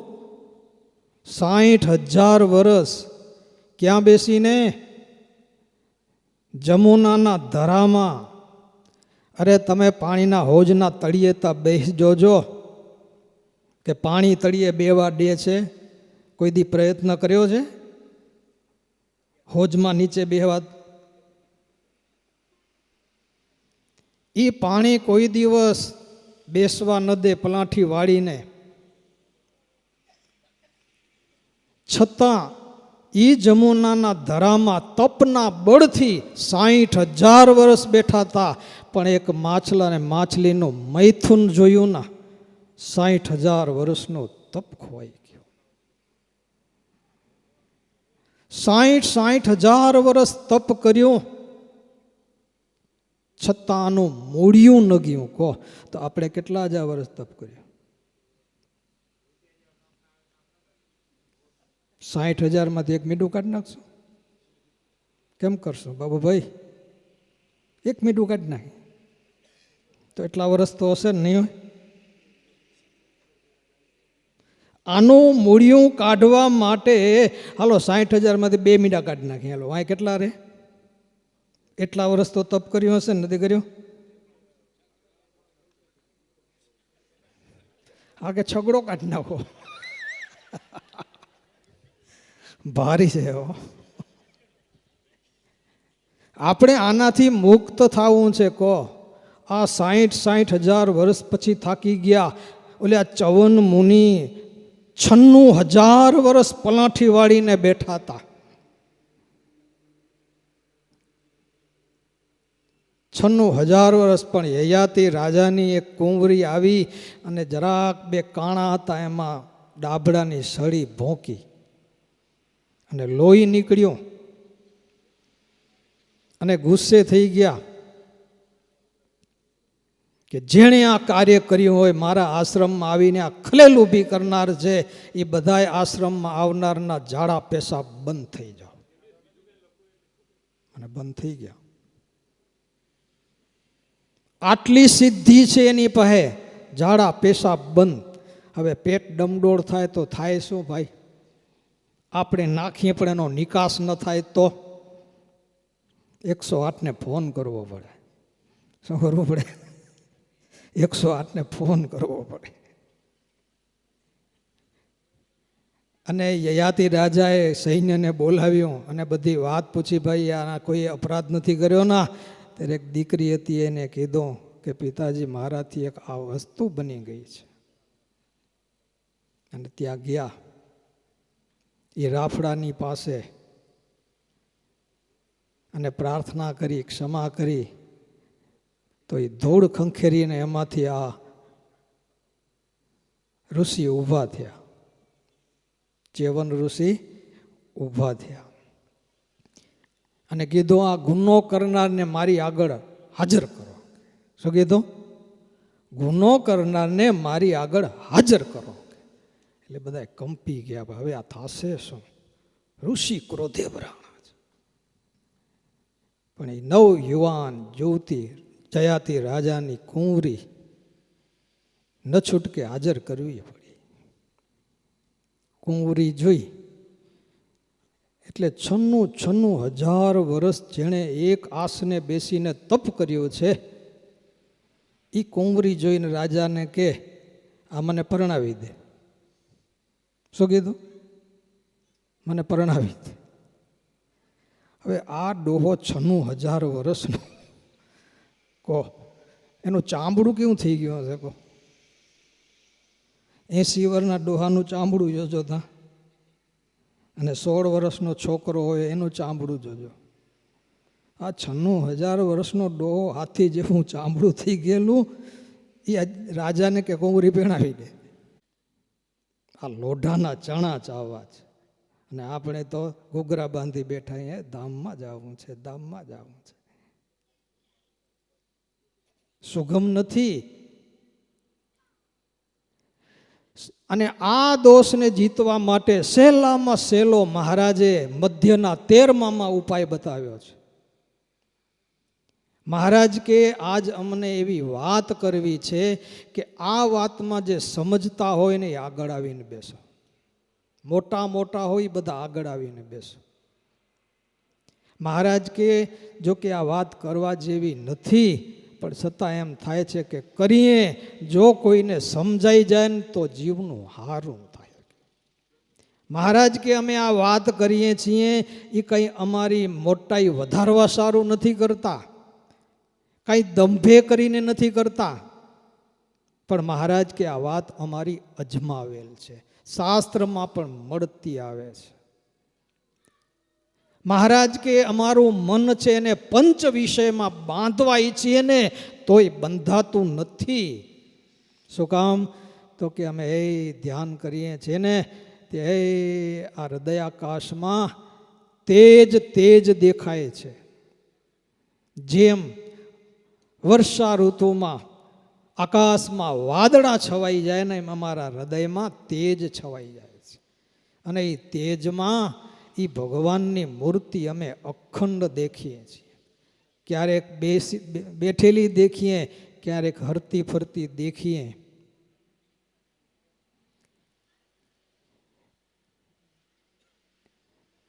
એટલે અમારું મન છે ને પંચ વિષયમાં બંધાતું નથી.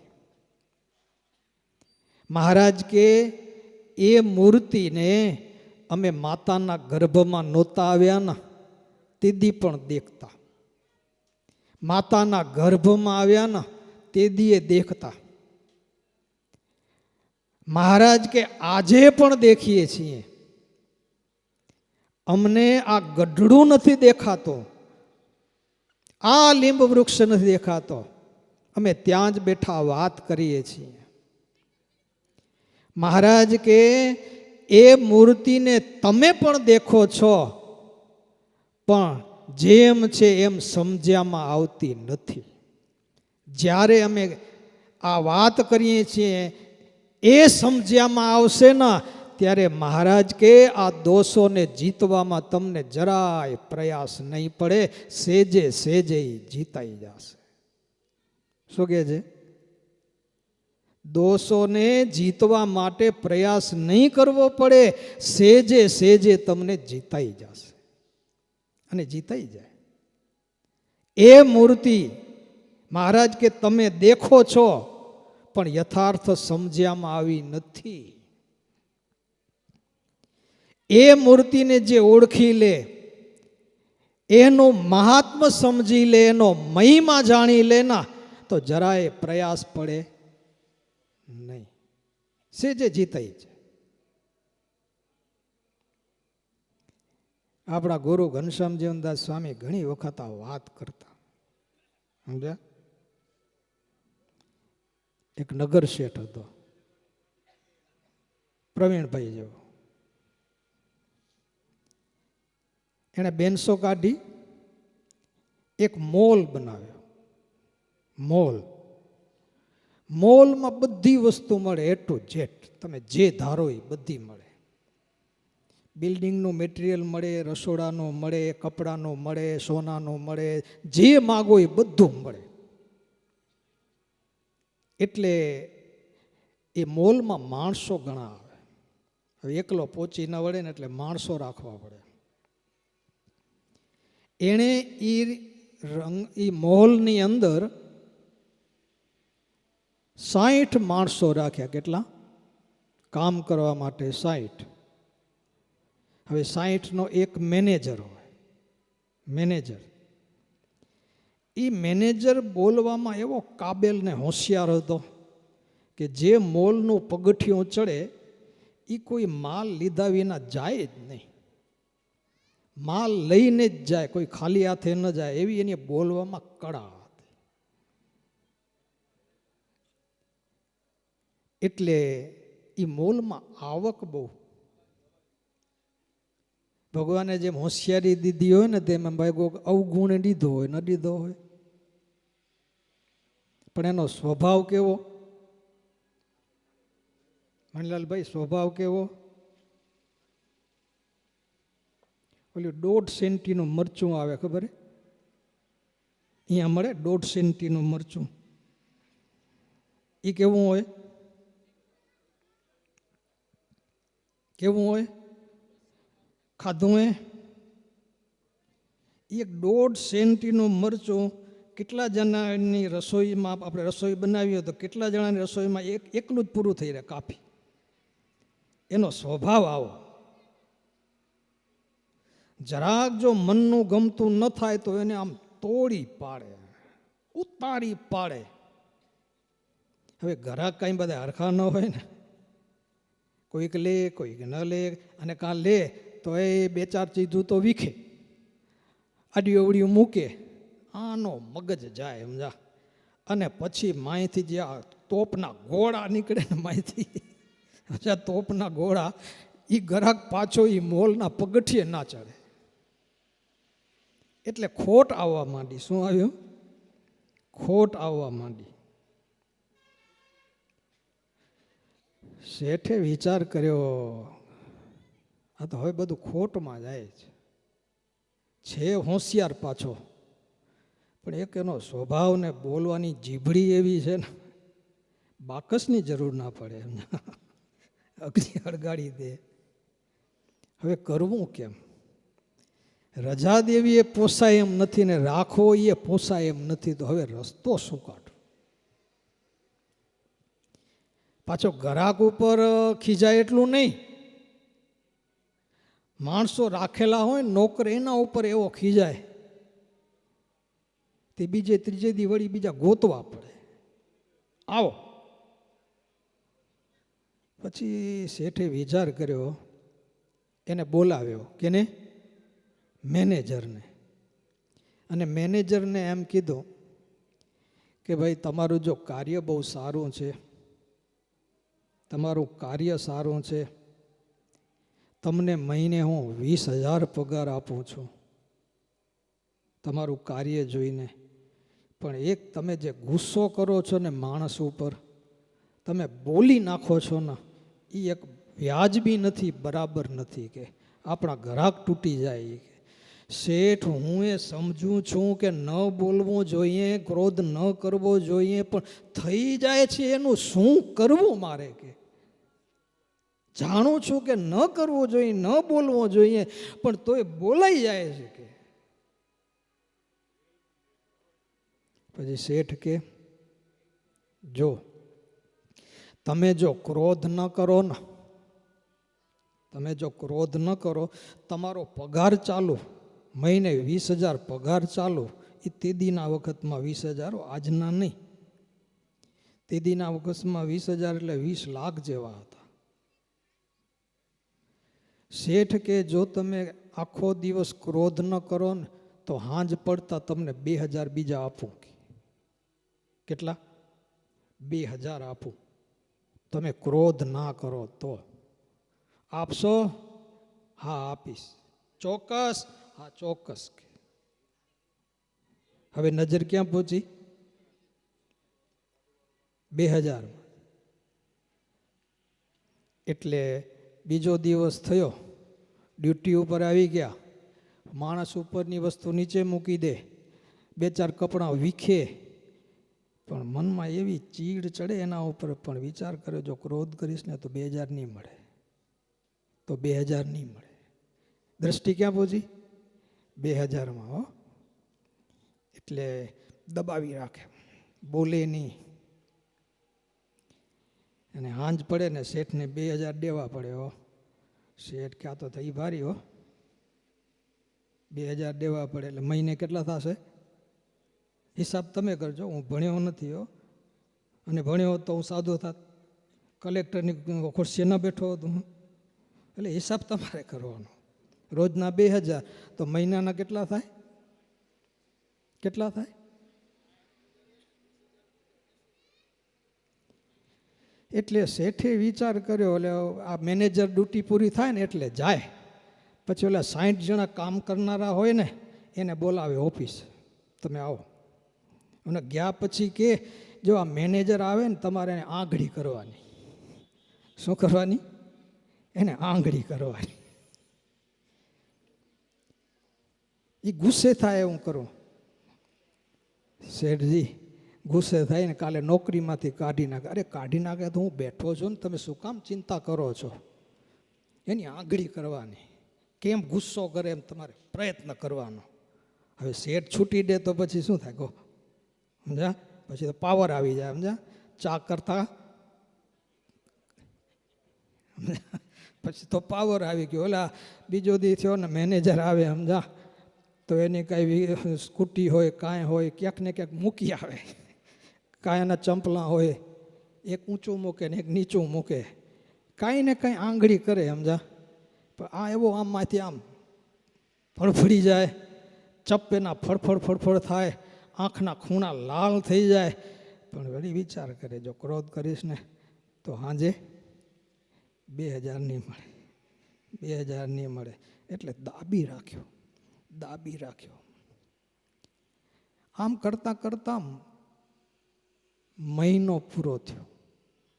મહિનો એટલે 20,000 પગારના અને 60,000 આ શેઠે ઠરાવ્યા. એ 80,000 મળ્યો. બીજો મહિનો ચાલુ થયો. પછી પેલો ગુસ્સો આવતો હતો ને ઠરી ગયો. હવે ક્રોધે વિચાર કરે આપણું કાંઈ એમાં વળતું કાંઈ નથી, તો હવે જઈને શું કરીએ આપણે ધક્કો ખાઈને ખોટો. પછી ગુસ્સો આવતો હતો ને બંધ થઈ ગયો એને. એનો ક્રોધીલો સ્વભાવ, તીખા જેવો સ્વભાવ હતો. અને ઘોડા છોડવાનો જે આ તોપ ઘોડું હતું ને એ તોપખાનું બંધ થઈ ગયું. કેમ બંધ થયું? એની દ્રષ્ટિ ક્યાં હતી? 2000 ઉપર દ્રષ્ટિ હતી ને તો એનો સ્વભાવ ટળી ગયો. 1 મહિનો એને દાબી રાખ્યું ના, પછી ગમે એવું થાય, વાંકું થાય, બગડી જાય તો એને જરાય ક્રોધ ના આવે. એનો ક્રોધ ટળી ગયો. તો વિચાર કરો, આની દ્રષ્ટિ ખાલી 2000માં હતી ને તો એનો ક્રોધ ન ટળે એવો હતો. તીખો મરચાં જેવો સ્વભાવ હતો, એનો ટળી ગયો. તો 2000 મોટા કે ભગવાન સ્વામિનારાયણનો રાજીપો મોટો કયો જોઈએ?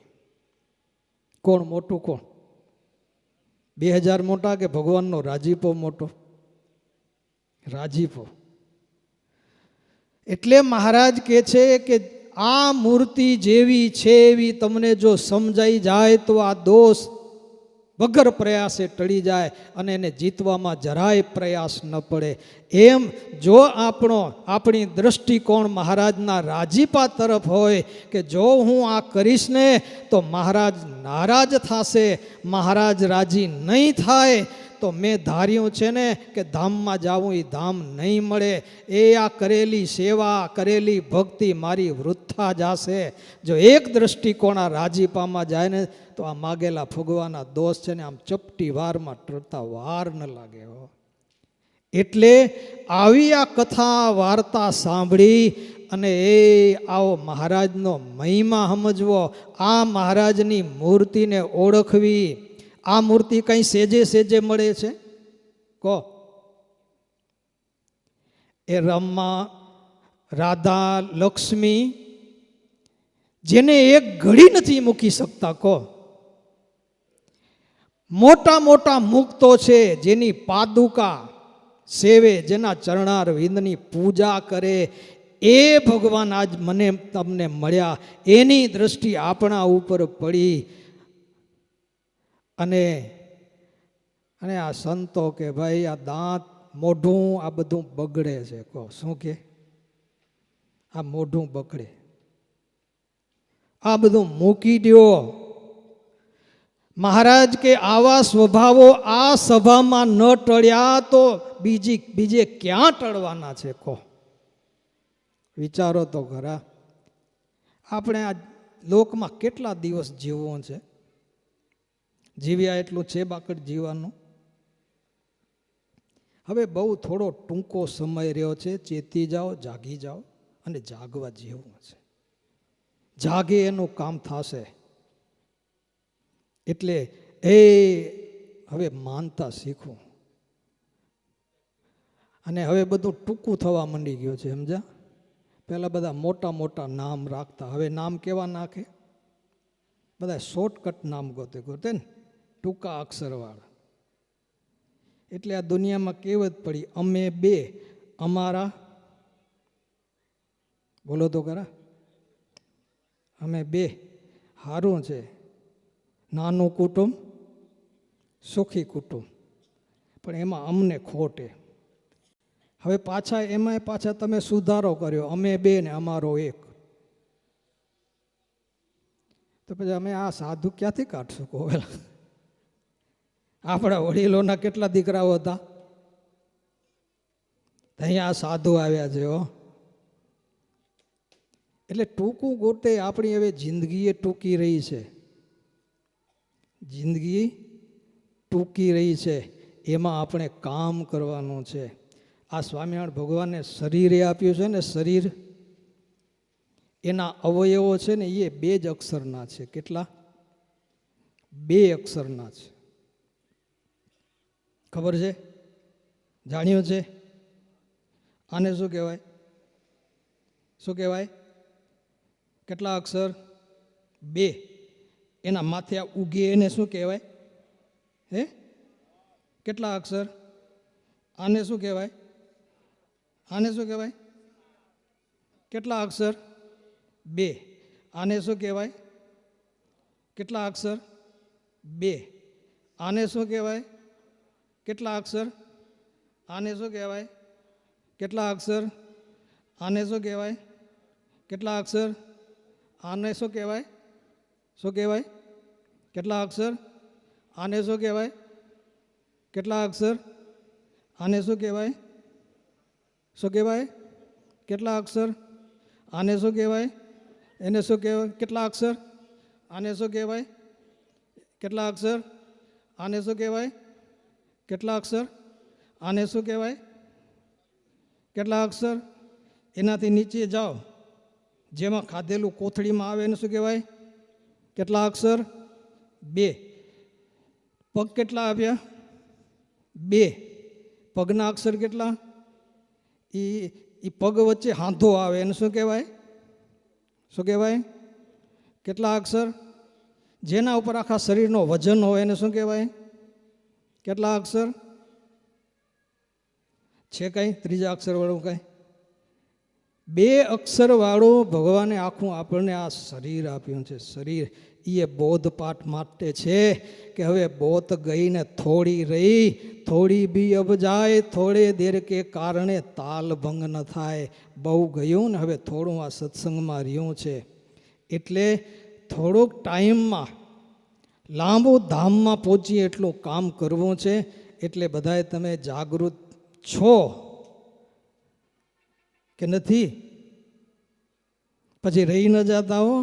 હવે બહુ ટૂંકો સમય રહ્યો છે, 2 દિવસની જિંદગી છે, એમાં આપણને આ કામ કરી જવું છે. અને આવી સભા, આવી આ પ્રગટની ભક્તિ એ તમને નહીં મળે, નહીં મળે ને નહીં મળે ફરી વાર. હો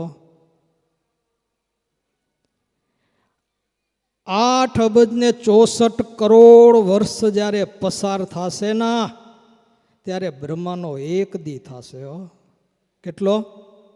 બ્રહ્માનો એક દી એ 8 અબજ ને 64 કરોડ વર્ષમાં આપણા કેટલા વર્ષ થાય? આપણા જન્મ કેટલા થાય? કેલ્ક્યુલેટર માંડ્યું હે?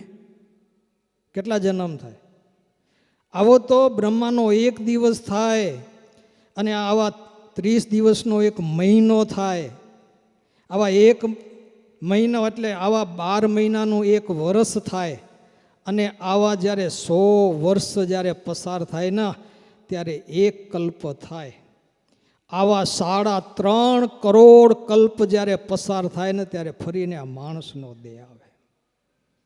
શ્રીજી મહારાજ કે તે દાડે પણ જો આવા સંત આવા શાસ્ત્રનો સમાગમ કરી અને ભગવાનને ઓળખી એનું ભજન કરશે તો ધામમાં પહોંચશે, નહીંતર ફરી પાછો આ ચક્કર આવડો મોટો છે. એટલે આવો જોગ મળ્યો છે. આ જોગમાં રહી અને એ આપણી ક્ષતિ આપણી ભૂલો આ બધું ટાળવા પ્રયત્ન કરવા. અને એ પ્રયત્ન કરશો ને તો ભગવાન ભેગા ભળશે. પણ પ્રયત્ન જ નહીં કરો તો થોડું મૂકી દઈને વળી પાછું ચાલુ કરી દઈએ તો પછી સામીને કહેવું પડે કે અહીંયા આવીને વાત જ ન કરવાની, એની વાત જ કહો. અરે છોરા તો ખાય પણ વડીલો ખાય કહો. વિચાર તો કરો હવે, વિચાર શું કહેવું હવે, ક્યાં જવું છે થોડો વિચાર તો કરજો. જોકે અમારે ન કહેવું જોઈએ પણ તમે અમારા છો, અમે તમારા રોટલા ખાઈએ છીએ તો તમને નહીં કહીએ તો અમે કેને કહેશું કોવેલા. અને આવા જોગમાં રહીને જો આપણે આ નહીં મૂકી શકીએ તો આ પછી બીજો મૂકવાનો જોગ ક્યાં મળશે? અને તમે એમ માનો છો એમ કે આ બધું ખાઈ પીને આ બધા વ્યસન કરીને ધામમાં જાશું એમ. એ ઊંચું નાડી રાખજો. આ બધું નડવાનું છે પછી, સમજ્યા? અને કેટલાયને નડે છે તમે નજરે દેખો છોરા. એનું કારણ શું છે? આ નહોતા માન્યા એનું આ પરિણામ છે. તો એ પરિણામ ભોગવવું ન પડે માટે આવો જોગ આપણને મળ્યો છે. હજી આપણા હાથમાં બાજી છે ત્યાં સુધી હરિને રાજી કરી લેજો. અને જો હરિ રાજી થયા તો આપણું કામ છે ને સેજે સેજે થઈ જવાનું છે, સમજા? માટે જો કે તમને બહુ વઢ્યા, અમે ન કહેવાના શબ્દો તમને થોડા કઠણ કીધા છે, પણ તેમ છતાંય પોતાના જાણીને રાજી રહેજો. કારણ કે હવે આ તો જીભડી છે, સમજા? કહેવાતા કહેવાઈ જાય. પણ આવા બધા મુક્તો અક્ષરધામના બેઠા છે, કોઈનું દિલ જો દુભાય ને તો અમારું બગડી જાય. એટલે આ બધા અક્ષરધામના મુક્તો છે એવી ભાવના કરજો. અને એ ક્યારેય પણ કોઈના ઉપર આપણા હેતુ હોય તો એને સુધારવા પ્રયત્ન કરવા, સમજા? ચોક્કસ કરવા. અને જો બિચારો સુધરી જાય ને તો એનું કામ થઈ જાય. પણ દિલમાં કોઈ દિવસ કોઈનો અભાવ અવગુણ એ જોવા નહીં, સમજા? પણ અને વચને કરીને પણ કોઈનો દ્રોહ ન થઈ જાય ને, બહુ ધ્યાન રાખજો. આજે એક વાણીથી એ ન બોલવાના શબ્દો બોલાઈ જાય ને તો એ નડે છે હો. એટલે બહુ સત્સંગમાં વિચારી વિચારીને પગલું ભરવું. એટલે આ બધા એમાં ગુણ લેજો. કદાચ મારાથી વઢાઈ ગયું ને બે શબ્દ કહેવાઈ ગયા હોય તો રાજી રહેજો. અને જો રાજી થાય ને તો આ બધું ધોવાઈ જાય. અને જો રહી જાય ને, દંશ રહી જાય ને તો એ નડે છે. સાધુ હોય તો નડે ને હરિભક્તને નડે છે હો. આને શું કહેવાય? માઇક કહેવાય. શું કહેવાય? અને દેહ છોડતી વખતે આ માઇક જ નડે છે, સમજા? એ જ જન્મ ધરાવે. આ માઇક છે ને છૂટે નહીં. એટલે નિષ્કુળાનંદ સ્વામીએ એમ કીધું કે સમજી મૂકો તો સારું ઘણું, નહીતર મુકાવશે. કોણ મુકાવશે? સમજી મૂકો તો સારું ઘણું, નહીતર મુકાવશે જમજી. જમ શું કરે? પૂજા કરે અગરબત્તી લઈને. શું કરે? એ ધોકાવાળી કરે. લુગડા ધોવા હોય ત્યારે બહેનો એમ કે ધોઈ જા ધોઈ જા ધોઈ જા, તો ધોઈ જાય લુગડા. શું કરવું પડે? ત્યારે ધોવાય એમ. એટલે નિષ્કુળાનંદ સ્વામી કે સમજી વિચારીને મૂકો તો સારું ઘણું. એટલે મને એમ લાગે હું મૂકી દઉં, નહીંતર હાંજે આ બધા મારો વારો કાઢવાના છે, સમજા? એટલે સમજી વિચારને મૂકી દઈએ. જાજો તમારો સમય લેવાઈ ગયો. તમે બધાએ રાજી રહેજો. બધા ભક્તોને જય સ્વામિનારાયણ. ઈષ્ટદેવ ભગવાન સ્વામિનારાયણ, આદરણીય વક્તા, પૂજનીય સંતો, વાલા હરિભક્તોને હેતપૂર્વક જય સ્વામિનારાયણ. સરસ સ્વામી આપણને ભલામણો કરી અને છેલ્લે નાની મોટી ટકોર પણ કરી. એ સાથે જ આજે આપણે અહીંયા સરસ રાસોત્સવ કરવાનો છે, પણ પૂજ્ય સ્વામી આવતીકાલે સવારે જ 5 વાગે જેમ દેવનંદન સ્વામી કીધું તેમ વિદાય લેવાના છે. ત્યારે આપણે આ સંતોને વિદાયના હારતોરા કરીશું અને એમને આપણા તરફથી જે કાંઈ નાની ભેટ હશે તે પણ અર્પણ કરીશું.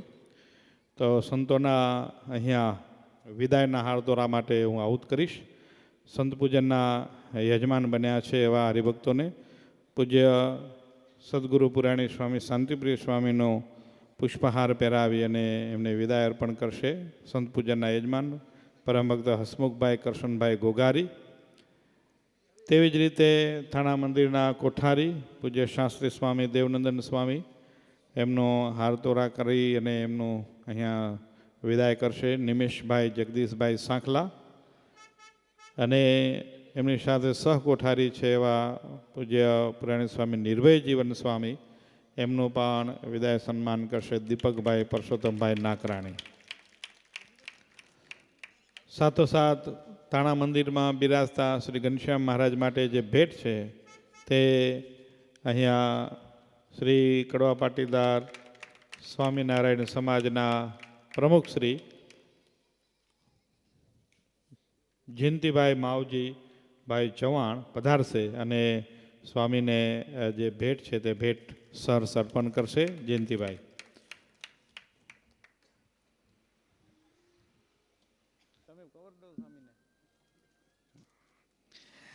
ચાલો, વડીલો પધાર્યા છે, કેટલાક મહેમાનો, એ મહેમાનને આપણે હારથોરા કરાવી લઈશું.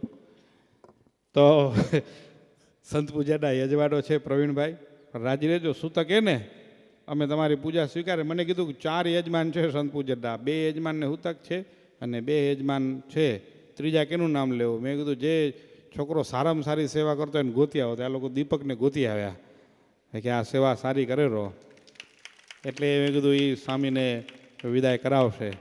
અને બીજા કોણ યજમાન? હજી એક પ્રવીણભાઈ ને એક તમે હો. બરાબર, 4 યજમાનો છે અમારી પૂજાના.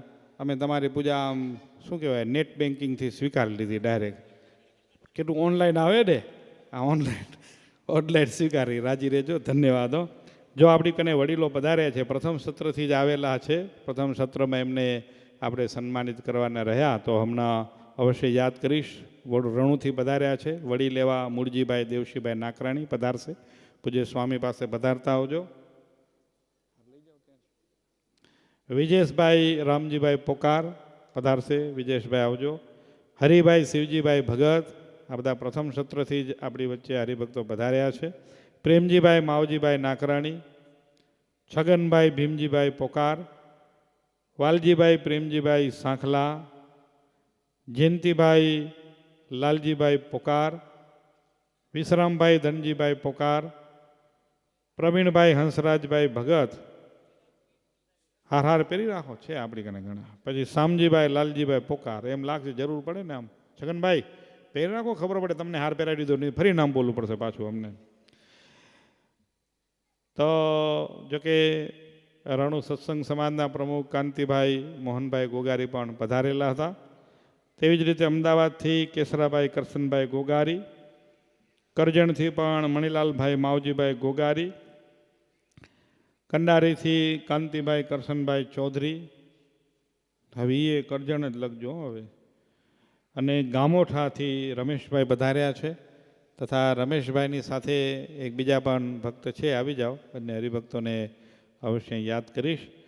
આ બધાએ હરિભક્તોને અહીંયા પૂજ્ય વડીલ સંતોના હાથે પુષ્પહાર સાથે આપણે સન્માનિત કર્યા.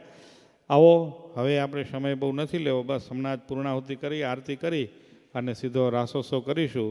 બાકીનો જે કાર્યક્રમ છે એ આવતીકાલે શાકોત્સવ છે. અત્યારે એ કથાને વિરામ. આરતી કરવાની ને. સહજાનંદ સ્વામી મહારાજની